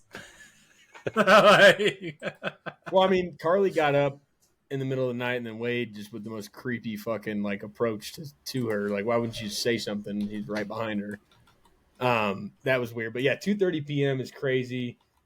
Camera's gone. Smell is back from the night before. And then we find out, to your point, Carly falls into the roadkill pit. Oh, that is. I was gagging. I was gagging at that scene. What did you think of the hand in the pit? What was your? I thought it was real. You know, because I couldn't remember how this movie went, but definitely thought that the hand was someone's body for sure. Which I think is a reasonable suspicion. And then old boy drives up. It's fake. It's fake. It's not fake. You're a fucking liar. But I'll believe you. Yeah. Are you going to question him in that moment? But question is, yeah. You know, I mean, just the best, but yeah. It's like, I'm going to get the fuck out of here is what I was going to do. The fact that they just brushed off Carly falling into that shit, like, dude, you would smell so fucking bad until you get a shower at, deep scrub. That is like, it's just manure type shit. Like, it's guts, it's decomposing. Like, you're not just going to be able to wipe that off. And then, like, she gets back up with the group and they're all just, oh, yeah, hey. Like, no, dude, get the fuck away from me. Well, and, like, what I didn't get, like, yeah, she fell down, blah, blah, blah. They just fucking sprinted down there. They're all fucking fine. Like, they might have slid a little bit, but she, like, acted like she couldn't fucking get up from down there. And they just fucking walk right down there. Fell into the pull her out. The tar pit down there. Yeah, dude. Like, she would have stank that entire fucking movie. I can't imagine, and I don't know if this is something you guys were just saying too, but like just the 2 points, I heard you talking about is like the reek from how far they smelled it to actually getting down there, and then Yeah. my point is like, dude, when they get in the guy's truck and they ask about the windows, like how bad do you think that truck smelled? Oh, There was just shit Terrible. dangling from the mirror, from the back, hooves and fucking bones and yeah, that shit's not fucking Antlers. clean. Do you know? no. Like, and just to trust that guy. Oh, hey, you're gonna trust a dude depositing 50 fucking carcasses in this little ravine? Like, absolutely fucking not. No Yeah. way. Yeah. Yeah, that shit was disgusting. But that guy, I mean, like they did like they get to that point of the water and they want to get out and walk. It's like that was like in the whole grand scheme of things, like the car smells like shit. You can't roll down the window. They're worried about this guy's knife. All the guy did was offer to take him somewhere. Like they did kind of just shit on this guy. Oh yeah. Like completely disrespectful. Now, granted, would I want to be in that car? Probably not. But like to ask to walk is probably fine. But then the way they did it was kind of like completely disrespectful. Just dickheads. They're fucking Yeah. dickheads. And I'll tell you what, Carly smells worse than whatever that truck smells like. Easy. From her just being in the fucking In that shit, dude. Like, I cannot describe how bad she would smell if you were smelling that shit half a mile away. How far did they have to walk to find it? It's a good question. And then how long has it been there? Decomposing. Like, dude, I've smelled some shit before. And her hands are in it, her clothes are in it. Like, there's no way that she is not just gassing everyone out with how bad she smells. No way. Yeah, and you act like it's a truck. It's like, well, did you ever think maybe the smell's coming from you? You know, like she's Yeah, and that guy's being nice, you know? Yeah, but they do get to the town. Very weird little town. Kind of reminded me of like Black Hawk, just being kind of located where it is. And they walk in on a funeral to find Mr. Bow, who is in the middle of his mom passing, and in the moment of not understanding what town you're in and walking in on a funeral, that would feel kind of, I mean, you just kind of fucked up again. Yeah. Well, it's just kind of a continuing list of fuck ups, but how are you supposed to know? Yeah, good point. That's where and you just walked in on a funeral, like, motherfucker, like, there's no one in this goddamn town. And Yeah, I'm supposed to know? Going to the church was a logical idea, though. That would be the place to go if you're lost, need something. There's probably some homeboy in there waiting. Mm-hmm. when you heard some noises coming from there, like, it felt like that was a kind of a logical move by them. But you do feel like a total dickhead when you walk in there. And Bo, he comes out to smoke a cig. You guys walk in on a funeral. Hey, meet me down at the station. I'm sorry. Get you guys Just staring at her. your fan belt, I think, is what they're looking Yeah. for. Looking for a fan belt because someone altered with his vehicle during the night. Yeah, And that then shit you- doesn't just break. It was brand new. And that's also when you get introduced to the House of Wax, which they did say in the movie, Mm-hmm. which is fun to point out. I think Yeah. they said it. They had Oh, to yeah. have said Oh, yeah. it. But they walk in the House of Wax. That place was, Again, being assholes. Being stupid. yeah. Says close. You jiggle it open. Okay, you go check it out. Then you start fucking with everything in there. Slamming, yelling. It's just like, that shit just takes me out of a movie so fast. Because it's like, you guys are just being fucking idiots. They did introduce Vincent there, though, kind of indirectly. Yeah. I don't know if that's. I don't know if I you did knew like that part.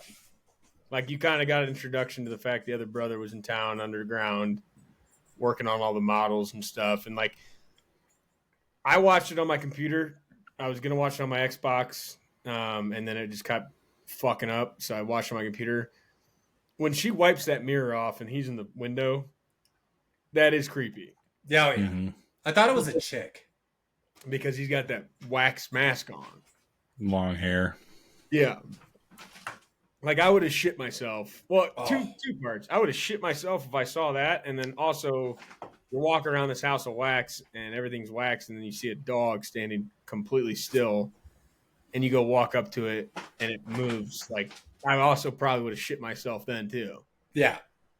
Like the dog was kind of a funny little snippet in there. But yeah, two different points in there where I would have shit myself. Well,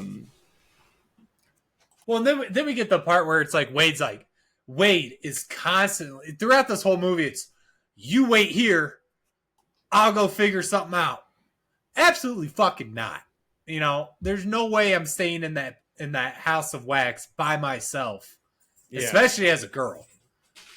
While he goes fucks around in the window and slamming doors, and then he's trying to break open the cellar and everything.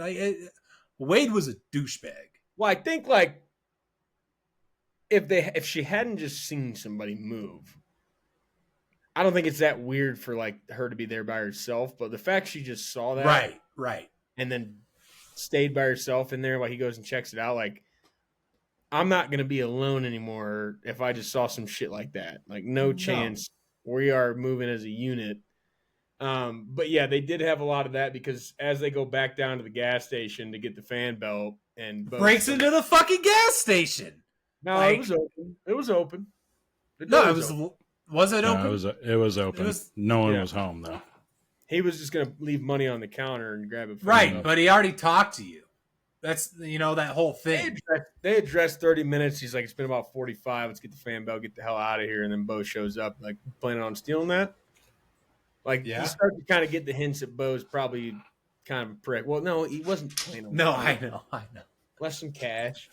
But since you caught me, but we get to your point. I got the 15-inch up at the house, which is weird. And then yes, she's in the truck. He goes inside. Like I'm not going in this guy's house to piss. Maybe I would. I don't know, dude. I'm pissing outside. If it's just for a piss, what are we doing here? Okay. That's what I thought too. I'm gonna walk over here and piss on a tree real quick. Yeah. BRB. But no, he goes into someone else's house and then starts snooping. He could have been in and out there before that dude came out of the fucking floor and snipped his fucking Achilles. But no, he just like all of Wade's decisions in this are fucking idiotic. Yeah, and just a point is like, which is kind of relevant, but you find out Nick is innocent. Dalton was the one that stole the car. Nick took the blame for it. But Nick's actually a good guy.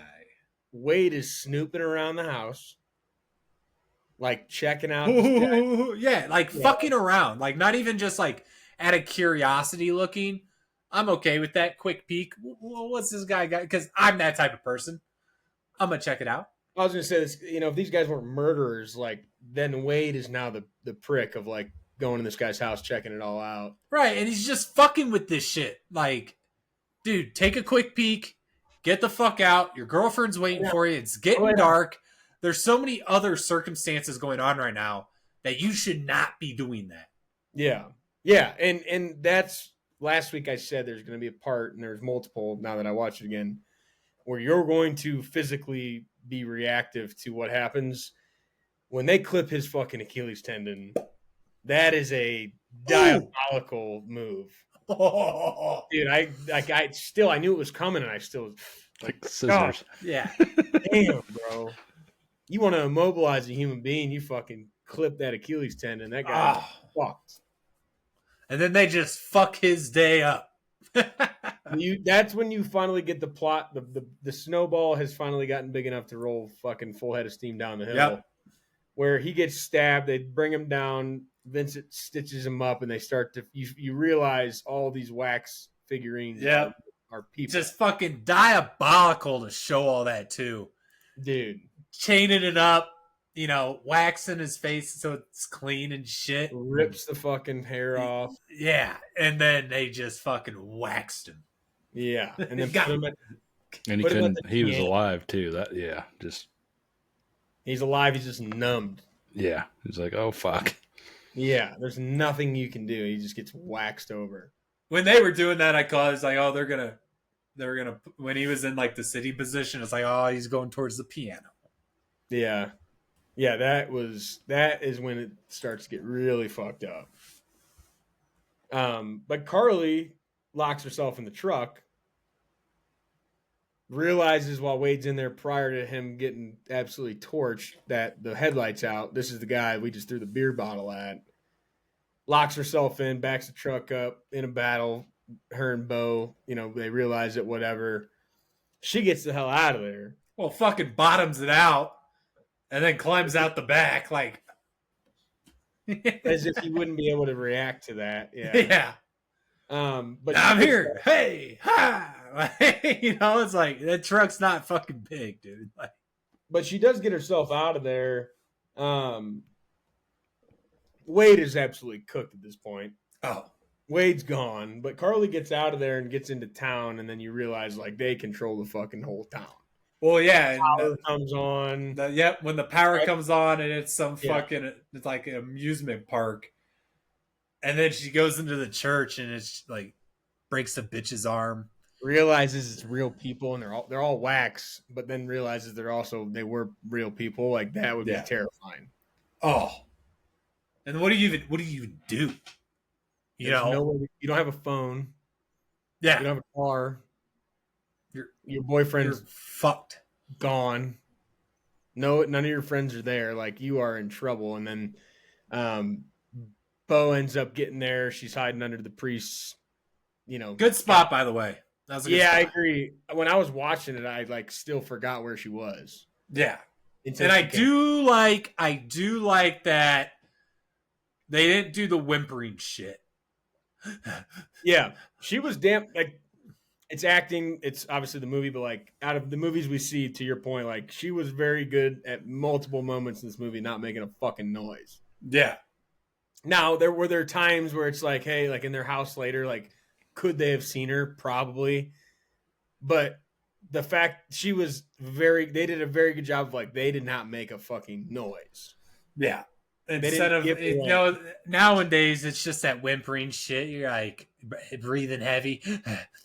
There's one moment where you make a noise, the guy turns, but like she didn't do that. No, that guy just thought about it. Oh, yeah. Yeah. I should look there. And then she takes off out the front door and he just hawks her ass. I love that scene too. And I'll tell you why.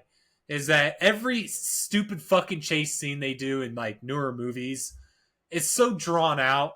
Yeah, prolonged. That dude hunted that bitch down the 10, the 20, the 30, and just tackled her fucking ass, dude. Like he booked it. And I like that they showed that from the aerial perspective because he hoofed it. He's just hawking her ass. Yeah. And then you get brought into the gas station again and just rips the music up because she's gonna be screaming and shit, Like smart detail, blast these hard rock music, put her in the basement. But at the same time, why?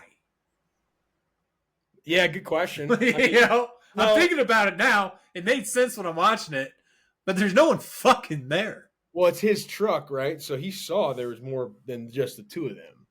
That is true, but Well, he didn't know. I mean, they weren't there yet, but he knew there was more than just the two of them. just the two of us. And like she realized he was that guy in the truck outside when he wasn't there. So like she has a phone. He doesn't know. It's a smart play regardless, but I'm just saying, like, and no I one think there. that's the scene you realize where the opening scene comes back is like that was the guy who was the nutcase, not the wax guy, not Right. Vincent. Vincent's not the nut job kid. It was him because he's got the shit on his hands and he's tying her up to the chair and you see his wrists. He was the one that was the psycho, whereas Vincent was kind of the calm, cool, collected. I don't know. Vincent missing half his face, so Yeah, I mean, I don't know if I just didn't know if that's I'd probably be pretty chill too if that was me. I didn't know if you picked up on that or not, but that's the first time they kind of make it relevant. And tie her up. Dude, the super glue over the mouth. Ooh. It dried fast, but I think at this point in time, like there is that will fucking happen. Yeah.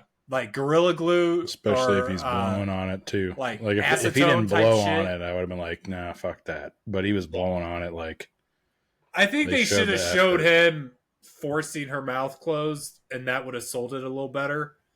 But I mean, you can look up videos that super glue their. Yeah, that would be good. He kind of was, but it was with his hand. Like, Turns into super serial glue killers. will fuck you up like that. I think at that point for her though, it's like she was doing the lip tuck just to not get that shit in her mouth, and they probably didn't help. Glued it shut. But then our boys Nick and Dalton show up. Classic scary movie, dumb idea. Let's split up. I always try to think. Great idea in this movie, apparently, because everyone's proposing it. Well, everybody's split up in this fucking movie. I just basically.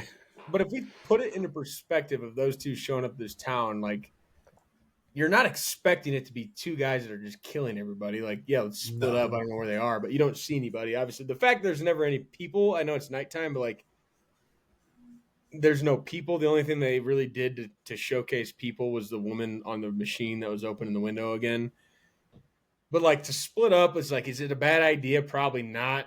But because they didn't know, but you know, as you're watching, you're like, what the fuck are you doing? The gas station's first, no? And they go to the gas station and then they split up after that because they're ready to leave. And Dalton's like, I mean, shouldn't we at least look for him? And then they split up. Dalton goes towards the House of Wax. Nick goes to find out everything's locked. All these stores are fake. And then that's when he interacts with Bo up front. And that's another scene when she breaks off the fucking arm and puts her finger up to wave and he clips that thing off. Oh my God. I mean, I don't know if that would happen with that like a plier like that. Not that quick, but holy fuck. Yeah, not that quick. It would happen, but you'd have to be like, you wouldn't just fucking cranking on it. Yeah, you would need like bush shears to snap a finger that fast. But that would have made more sense. Yeah. And the thing is that she has the whole arm of the fucking chair. Why are you not just slamming that up against the grate? I did like the fact Nick. I thought dude, they're all idiots in these goddamn fucking films. I know. All fucking idiots. I think they did thought justice. the same thing. I think they did justice to that scene though, because you could see like you're also wondering like why is she not noticing that he's crouching down to cut her finger off? Like she's full bore, like head down, reaching her hand to get up. No, yeah, and I get that's why I was like, why not use the extension arm that you have connected to you to just like make sound, noise. Just make noise. Yeah, yeah, it's interesting. And she's using like she's got this weight on her too. It's like, dude, just fucking whack, whack. That finger snip though, that one hurt. Clean. That one hurt. That guy was in his bag in terms. He's laughing at her and puts it in his pocket. Yeah, he was in his bag. When it comes to being hiding shit and being a killer, like he was in his bag. That dude was fucking good. Yeah, and then she goes full dog mode and just rips her mouth. Oh my God, that would hurt so bad. And then Nick, as he's walking with Bo, he's got the knife out. Nick hears his scream, and then Nick's just going to war. Pieces him up a couple times. Gets inside, locks the doors, gets her out of there. But like he did piece him up a couple times, and then I was rooting for him. Yeah, and the jump onto the garage door to slam it shut was kind of cool. Yeah, and then just follow him every door. He was like, "Nope, not today." Yeah, now dude, Bo would have gotten to that garage door. I think. Well, he did beat him to it, but I feel like he would have gotten there a little bit sooner. But Nick's jump into the garage door to slam it shut was pretty lit. I like how it's always he just beat his ass real quick. All right, I'm gonna leave him back there. I'm gonna run away. Like, why not just continue beating his ass? Yeah, like there's multiple points in this movie where they get the jump on him. He did have a knife. Oh yeah, and then he knocked him down and shit. Like, how about fucking take it? I don't think he dropped it though. I mean, like you don't see him drop it, and then you obviously know that fucking soccer kick him. You know, I'm being technical. I get it, but he's on the ground. You just dropped him. Soccer kick that motherfucker right in the face. Yeah, game over. His mind definitely went to Carly pretty quick. Like I got to go get her. Mm-hmm. Just leave this guy out here. He's not going to cause problems. You know.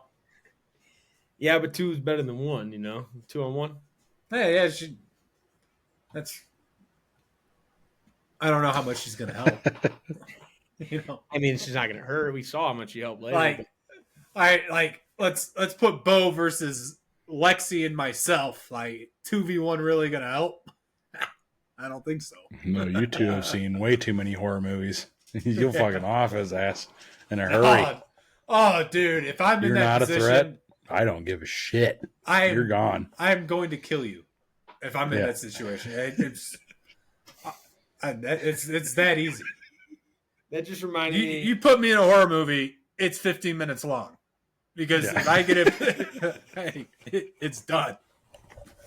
That just reminded me of that interview when they're talking about Trump meeting the leader of Al Qaeda or Taliban, and he's like, I will kill you. And he's like looking at the translator like, tell him. Tell him, I will kill you. But so far, nobody's dead yet. Wade's gone, but we can't off him yet. We get back to Dalton after the scene. Carly gets free. Dalton's in the house of wax. He sees Wade, realizes he's waxed. Wade's eyes are moving. Oh, that's such a good detail. Wade gone. Wade is dead. Wade's a goner. Well, and then Dalton's in there and he's fucking trying to peel. Like, dude, you're not gonna save him by peeling his skull. But you wouldn't know that if you because he touches him, right? And it indents. But he keeps peeling after. Oh yeah. After the first little piece, I'd be like, I'm not peeling anymore. No, that motherfucker would peel his entire fucking face off. I'm gonna get you out of this. Yeah. So Wade, official X. Wade's gone. Dalton, Vincent comes up. They go to war. Knocks him down the stairs. Epic kill with double swords. And the way they frame that is so good. Because you don't see what. Yeah, it could have been in the chest. Yeah, it could have just been like to hold him down, and then he's just pulling his body away, headless, and his head just rolls over. The twitchy eyes, Lexi's like. I think he left him there. No, he pulls the body away, and his head just kind of turns. The knives were still there, though, weren't they? In the ground, yeah. The knives, yeah. His head was all. Lexi's like, how is he still blinking? I'm like, it's body twitching. Yeah. He's dead. Those details, they did a lot of good small details because that whole head thing comes back around later on. But now we've got two guys, Dalton officially chopped, gone. So Dalton's dead. Yeah, Dalton's dead. Then we get back to Blake and Paige, who have been irrelevant for quite some time while they're trying to get it on back at campgrounds. And it feels like all this shit has happened, and you get back to the camp, and they haven't even done anything. Done shit. They're supposed to be fucking 5 hours ago. Yeah, they get back, and it's just which I would have been cool with if we were picking back up where they were starting, but Vincent was there. It's so. All this shit did happen, and they still hadn't done anything. And they're stripping and playing music. Blake's kind of a typical kind of just douche. I think we know how Paris got this role. Yeah. Not her ass. Pretty flat. No. Not a whole lot going on in the cow rally. In the front or the back, really. Back in 2005, though, she walks. So that was the body type in 2005, though. She was pretty well known as a top hottie back then. But we get back to Blake and Paige at the campgrounds. The music turns off, and then Blake realizes he's like, "Will not listen to his girlfriend because the music's not playing." Well, it's like, dude, this guy was typical. But let's talk about the most typical. This would be a massive stereotype, so I apologize. They're doing all this. Blake, I need to talk to you. Just totally switches up on the mood to talk about, something serious, but it's like she was pregnant. She thought she was pregnant. Right. She's late, but she just did the whole striptease thing. Yeah. And then as she gets down, he's rearing to go. Hey, I got to talk to you. Like, God damn it. Yeah. Yeah. Like I thought we were totally in a different direction here. Yeah. No, I don't want to talk. You just killed the entire vibe. You Yeah. know? And then the music stops, and then no, listen. I gotta get the music back on. Yeah. This is gonna fix. But he hears the voicemail and he's like, "Oh shit!" And then we don't see how he goes down. But then Paige puts a robe on, gets up to get out there, and he is a goner. No, what? Vincent's in the Yeah. tent, isn't he? Oh, Vincent goes into the tent while she's sleeping with the camcorder. Yeah. Yeah, she wakes up and she was like, Blake, and it's like, you got this long ass hair. Like, And then I think he gets out, and then she goes looking. Well, the tent goes Something all happened. crazy, and then she gets out and takes Yeah. off to the garage. But like, we didn't see Blake die. Yeah, we did. No, we didn't. He got knifed to the neck. No, we didn't. He had a knife in his neck, and then when she ran away, we didn't see that. She ran away, and yeah. but then we did Vincent- see his dead body.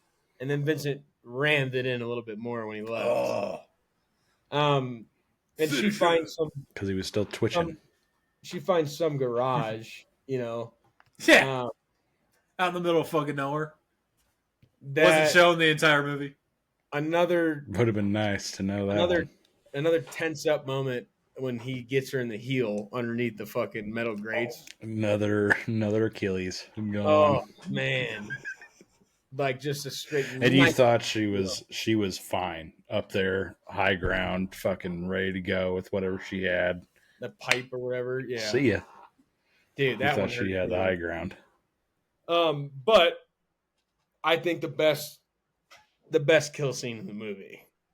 She's fighting. She's in the car, stabs him with the fucking pole, and hits the wax. Gets over behind the car, freaking out, pops her head up, and just fucking javelin toss. Boom! Right through the fucking face. And The murders kills in this movie definitely are just cringe inducing, man. Mhm. They nailed that. Hats off. That's what I was saying to you last week. I was like, all I do know for sure is that the gore and the act, like the kill, the action. Yeah, The kills I mean, my lead real up to the criticism kills, is yeah. just that the first half of the movie is completely worthless.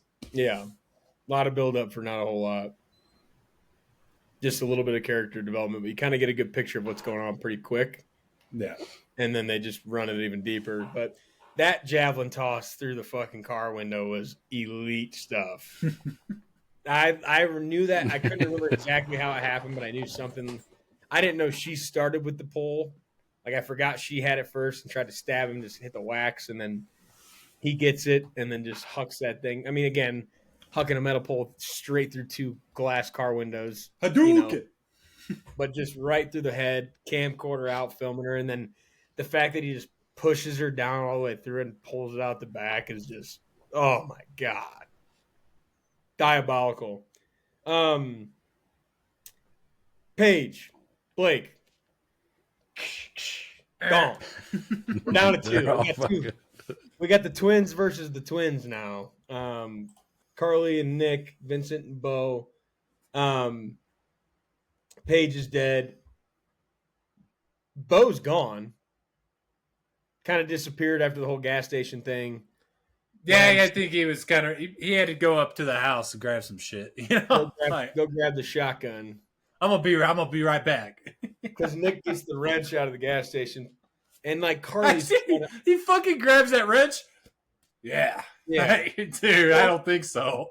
My thing is like when he's about to bust the glass out and Carly's like, no, they'll hear us. It's like, I get that, but at the same time, like we don't have any fucking weapons. And who You gives could- a fuck? Two options. Not counting Carly's. Carly's is, hey, we don't want to make a lot of noise. Who cares? That's stupid. You got two options at this point. Break the glass and get the weapon you see in the window of the crossbow. Or get the fuck out of there. Leave. Yeah. Why are we worried about Wade? Like, you've seen what he did to you. Wade's dead. Right, and that's Don't- and dude, Yeah. and you know where the car's at. You know what I mean? Like, Yeah. Get out of there. get the fuck out. And that's what I Fuck told yeah. Lexi. I told Lexi, like, dude, if we are ever in this situation, leave my ass. Yeah, you have to. Like, there is. She's like, oh, I would feel bad. Like, you're gonna end up fucking dead right next to me if you do. Then Yeah. like get the fuck out, go find a cop. Literally do something else rather than try to handle it yourself because you are way over your head. Yeah. Like when all these bodies are real people, like you are in the grounds of serial God. I don't even give a fuck where you're at. I'm out. Nick gets a crossbow. Bo comes back with the shotgun, shooting it at him. They get off into the theater. Going back to Carly's acting job, hiding in plain sight in the movie theater was a good fucking call. It is, but as Bo, how do you not know? You put all those bodies there. Well, that's the point. He wants them to make him as fake as or as real as possible with the entire town, which fooled all of them. I know it's minor. The lady in the fucking house. And I'd argue the fact I don't think Bo has anything to do with it. I think he killed. Is Vincent the one Vincent doing all does that? all the wax work. So I think Vincent, because he tells him later on, like, you're doing a good job, Mom, be proud. Like That's I think Vincent does all the work in terms of the bodies and the wax figurines and probably placing them everywhere. Bo is just looking out for his brother. He's a psycho and kills people. So I don't think. I mean, yeah. Again, you could play the card of like, how do you not recognize one of these people's like alive and not wax? Yeah. But like it's super minor. Just one of the, but no, she did a great job. It goes back to the point of like she didn't. There was no the breath. There was no like the noise. Blinks. Yeah, like I don't think she blinked either. No, like they did a good job with that of not ruining like the quick cliche. Oh, I stepped on a creaky piece of wood and now they hear me. It's like they were especially in the house scene where she's going up the stairs. I was 100% expecting a creaky stair. Yeah. They did those details were pretty on par. But Nick crossbows Bo in the arm. They get the hell out of there. What a shot. Because Bo finally sees her and blows the head off of a wax figurine next to her, and like you see the blood. It's like this. I think there's a cockroach in there too. The second one they shot, the bugs come out. That was sick. Yeah, bro. The little details are on par. And then he comes out. Nick gets him in the chest with the second one. Like Nick buried this guy. Not anywhere in the chest, right through the fucking heart. Like that's fucking deep, dude. But not because he didn't die. Yeah. Must have just missed, but that second bow shot was crazy. And then what I didn't understand about that scene was like they couldn't find any bullets, and then Carly takes a gun and just drops it on the ground. Like, why would you not take the gun? Give it to me? Bah! Like, why you not taking that? Like, that is your best weapon you guys have gotten outside of the crossbow. You're out of arrows. Yeah. And it's like, that is a fucking club. Like, getting hit with one of those will fucking kill you. Like, and she just takes it from him. What the fuck are you doing? Why they left the gun there was beyond me. But here's the one point where I was like, when they got out of there, they think Bo's dead. I would too. They didn't even going fucking into the check. house to find Wade Dalton is when I was like, get the fuck out of there. Yeah. You put this guy down. Now, I don't think they knew of Vincent. They hadn't seen him yet. They knew the name. Well, at least Carly was kind of aware of what was going on.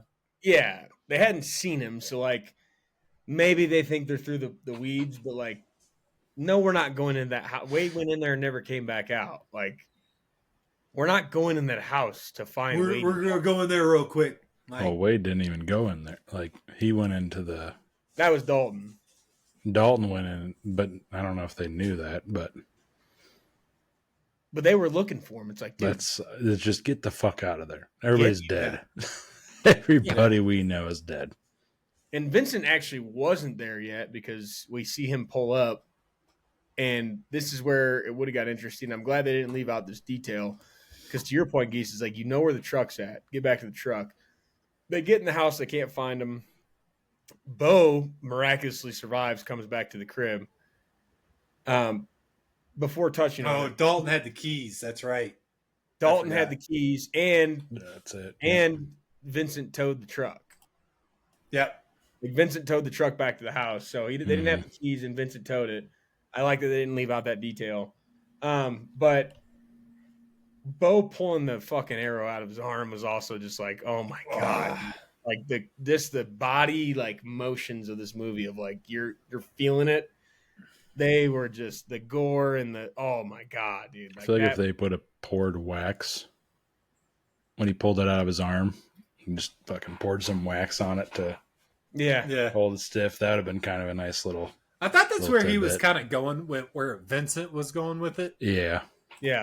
Was like to cauterize the wound with wax is where my head went, but yeah. And then Vincent gets back there with Carly sees Paige and Blake dead.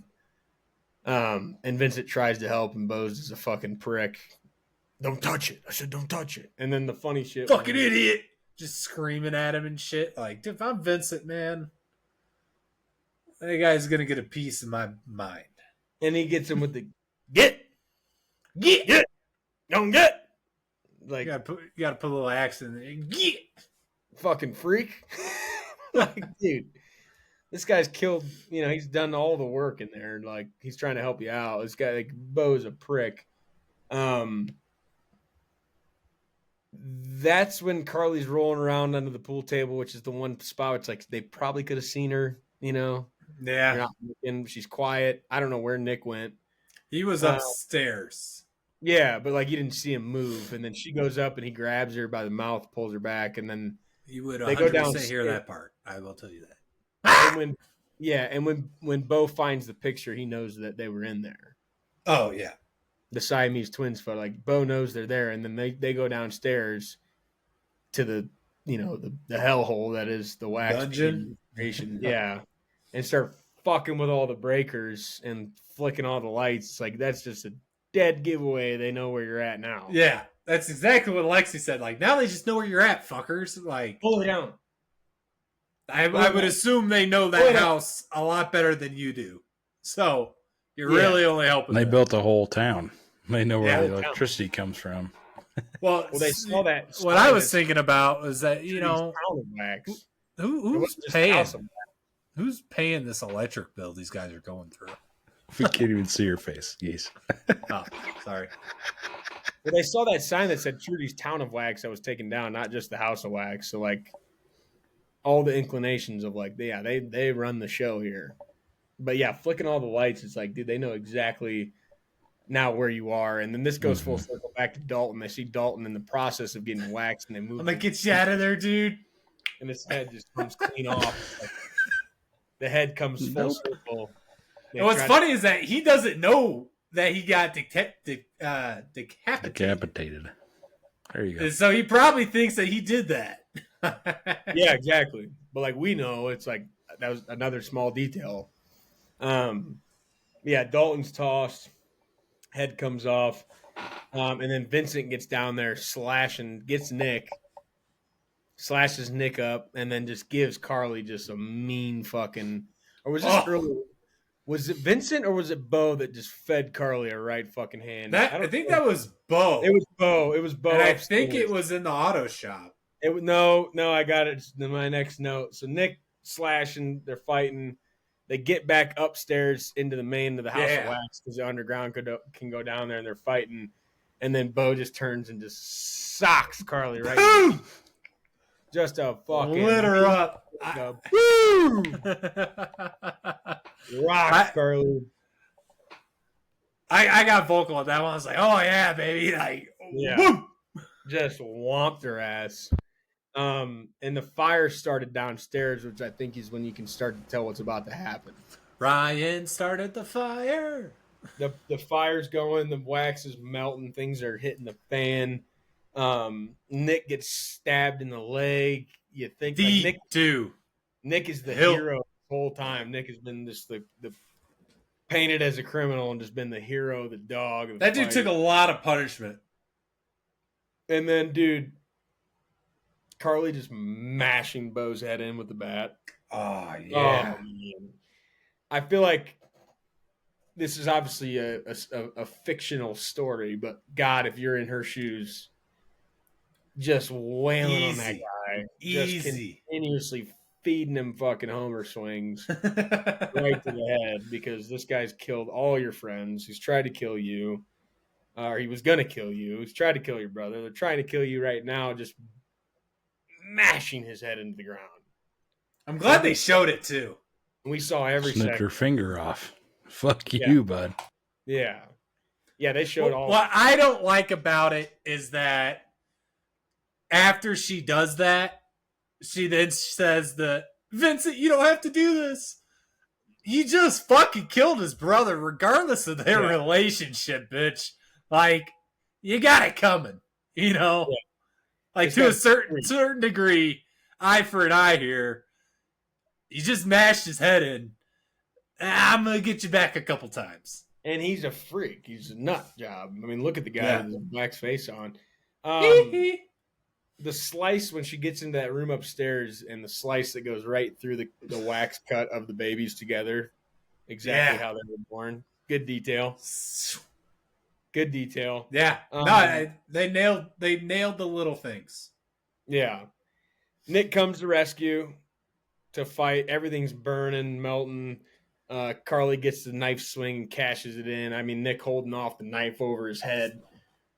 Dude. He's like, as stabbing, dude. Like, yeah.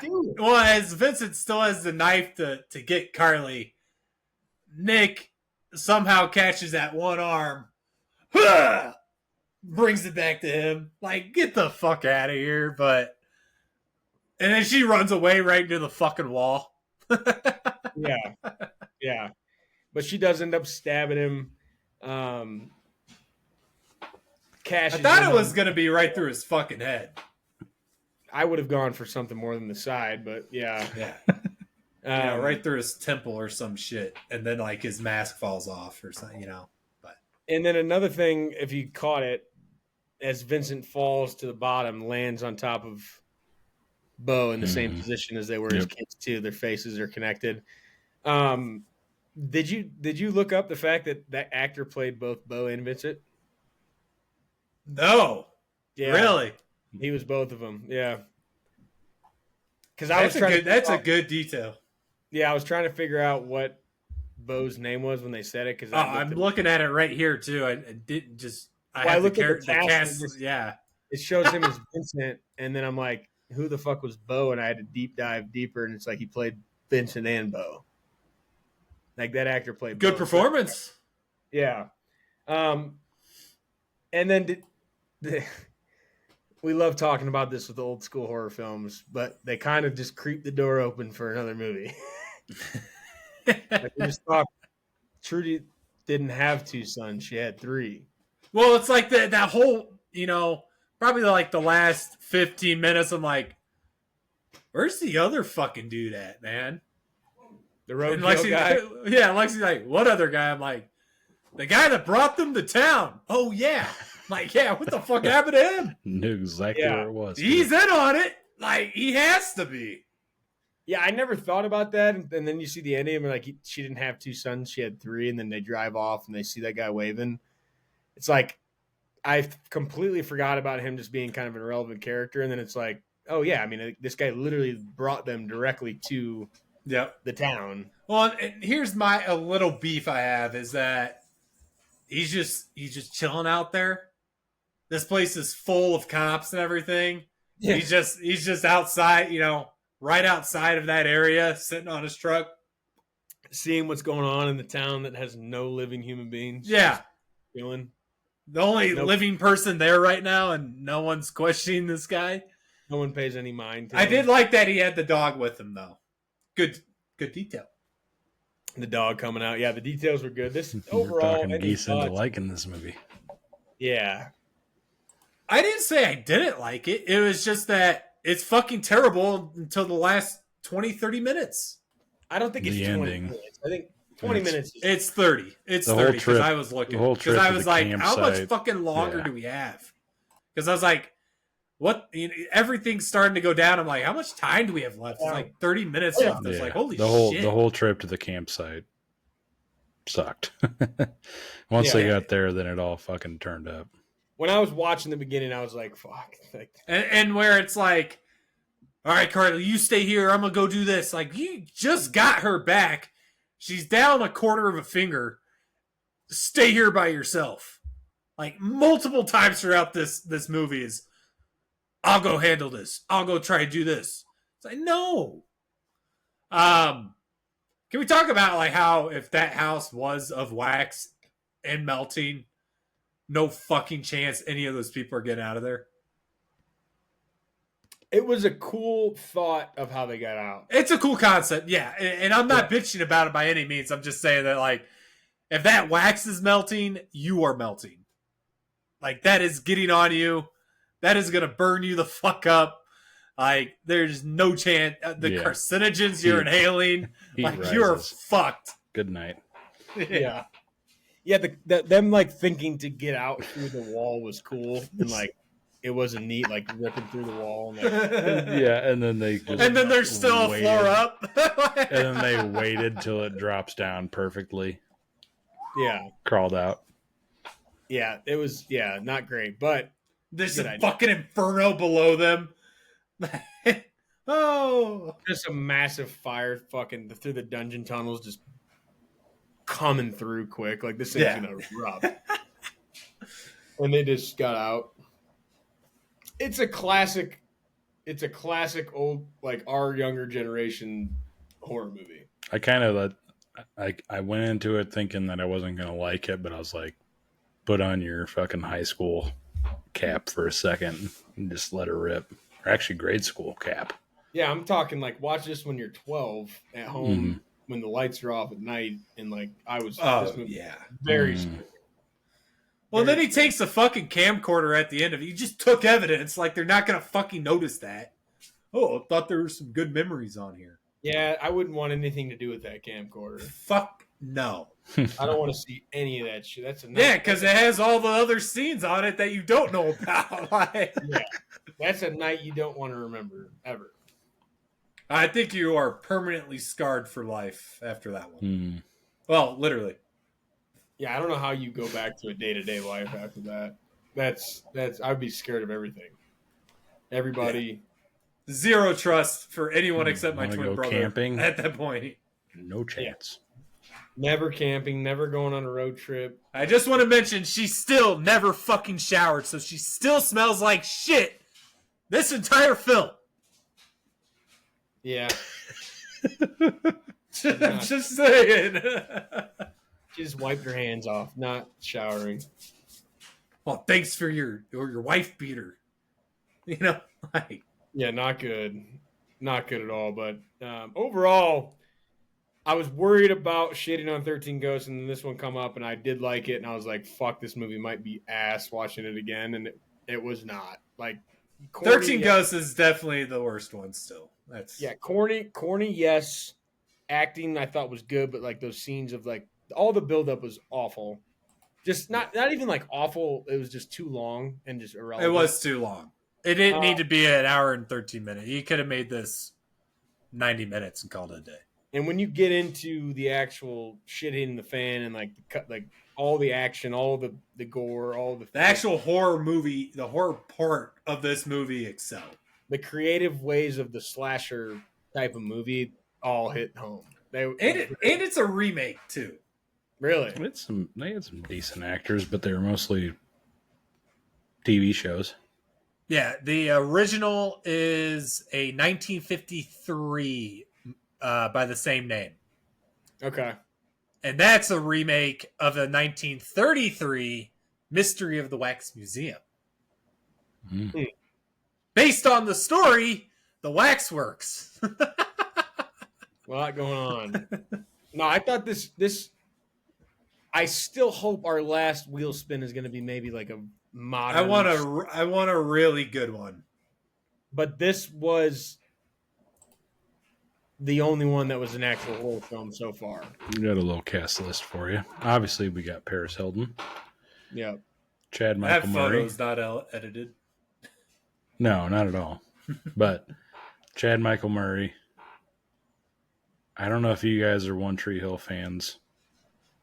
Nope. But I feel like your significant others are or have watched of Chad Michael Murray. Yeah, He's in a like bunch of shit. he's like a couldn't tell you. This off the is top of my basically head. a cast of fucking TV show stars, basically. Because then you got him, and there's also one called Sullivan's Crossing, which just came out on Netflix in August for the 3rd season. So that one's pretty fun, but it's like very cheesy, right up the chick's alley. This guy was in, what was it? God damn it! It was a pretty popular show, Supernatural. Yep. Yep. And then I've heard of Supernatural. I never watched it. This guy was actually in Meet the Fockers or Meet the Parents or both, I think. Yeah, he looks familiar in that image. He didn't look familiar. Meet the Parents. He was. Did was you get like a fucking kids. ad block crit? My God. That's him right there. Yeah, I need. He kind of looks like Josh Peck. You want to pay me? He looks like Josh Peck in the photo on the cast list. Scary Movie. Bobby Prince. I feel like I kind of remember that. You guys want an iPhone 17 Pro? They must know I have an old fucking phone. I blame Geese for this because he said I have service in the mountains, and now I'm getting T-Mobile fucking iPhone ads. I think that Robert kind of Richard. Robert Richard is in a lot. Go to him. He's been in a lot. She was in something too, I think. The Girl Next Door in 24, which is 80 episodes. Not bad. She's in House of Wax. But no shit. Wow. Crazy. Go to Robert because he's been in a lot. Right. I'm on it. This guy's got to be the biggest from this movie. He's still doing. He's a Magic Mike. It looks like. Coach Carter. Coach Carter's his biggest. He's got to be known. There we go. Not as much shit as I thought I'd know. Those are all new. So I feel like My Brother's Keeper. Empire's a good show.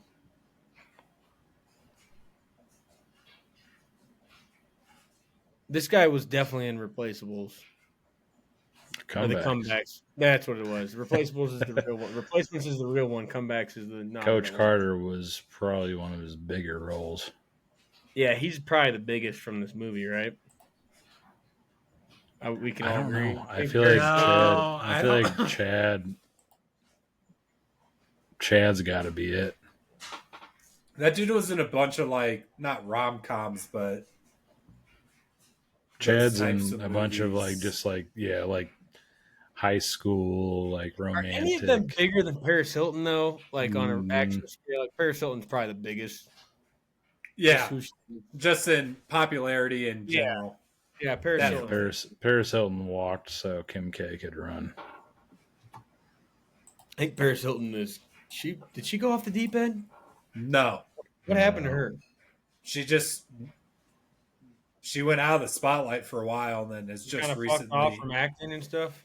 Yeah, and because she had the TV show where she's really good at acting like an idiot because she really isn't, but she did a bunch of business ventures after her kind of stardom waned, and then came back recently 5 years ago, and then it's just been she has a kid now. But yeah, she did her reality TV stunt shit and then just is making fucking bank. Yeah.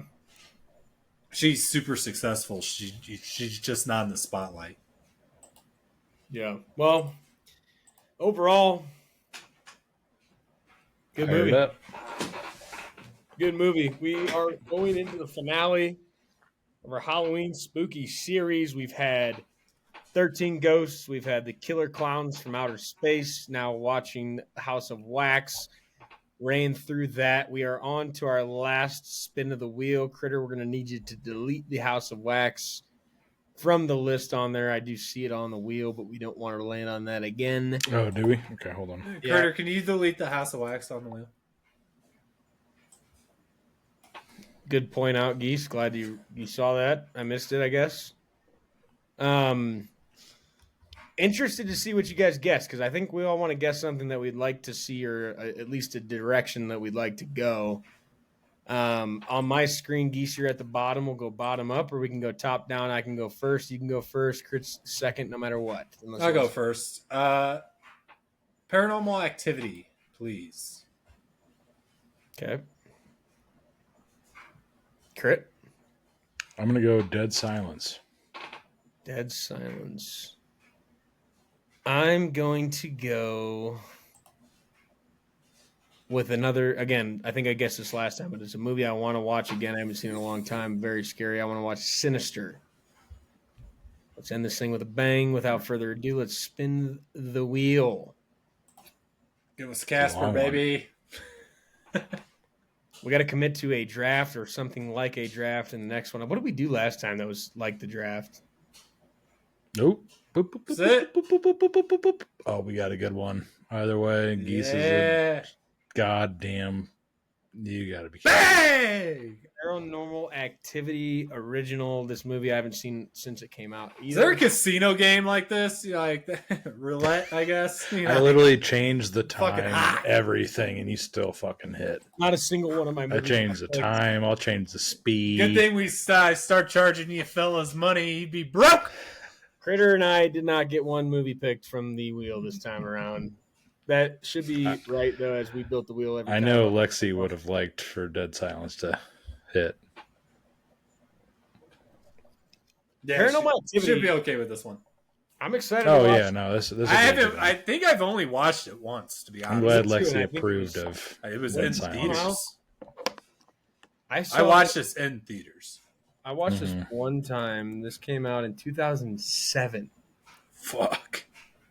Is it going to be as good as we remember? Is always the question when it comes I back. think, dude, I don't know, because this one had such shock value because it was that because that of the camera, that Yep. camera angle. It's not your at the traditional. It's not your No. traditional style of scary movie. Because this kicked off a shit ton of fucking horror films, kicked off a lot of replica bullshit, like on YouTube and everything. Like this went viral very fast, Yeah, and then the sequels absolutely sucked. But I'm going to see Good Boy tomorrow for you guys last Saturday.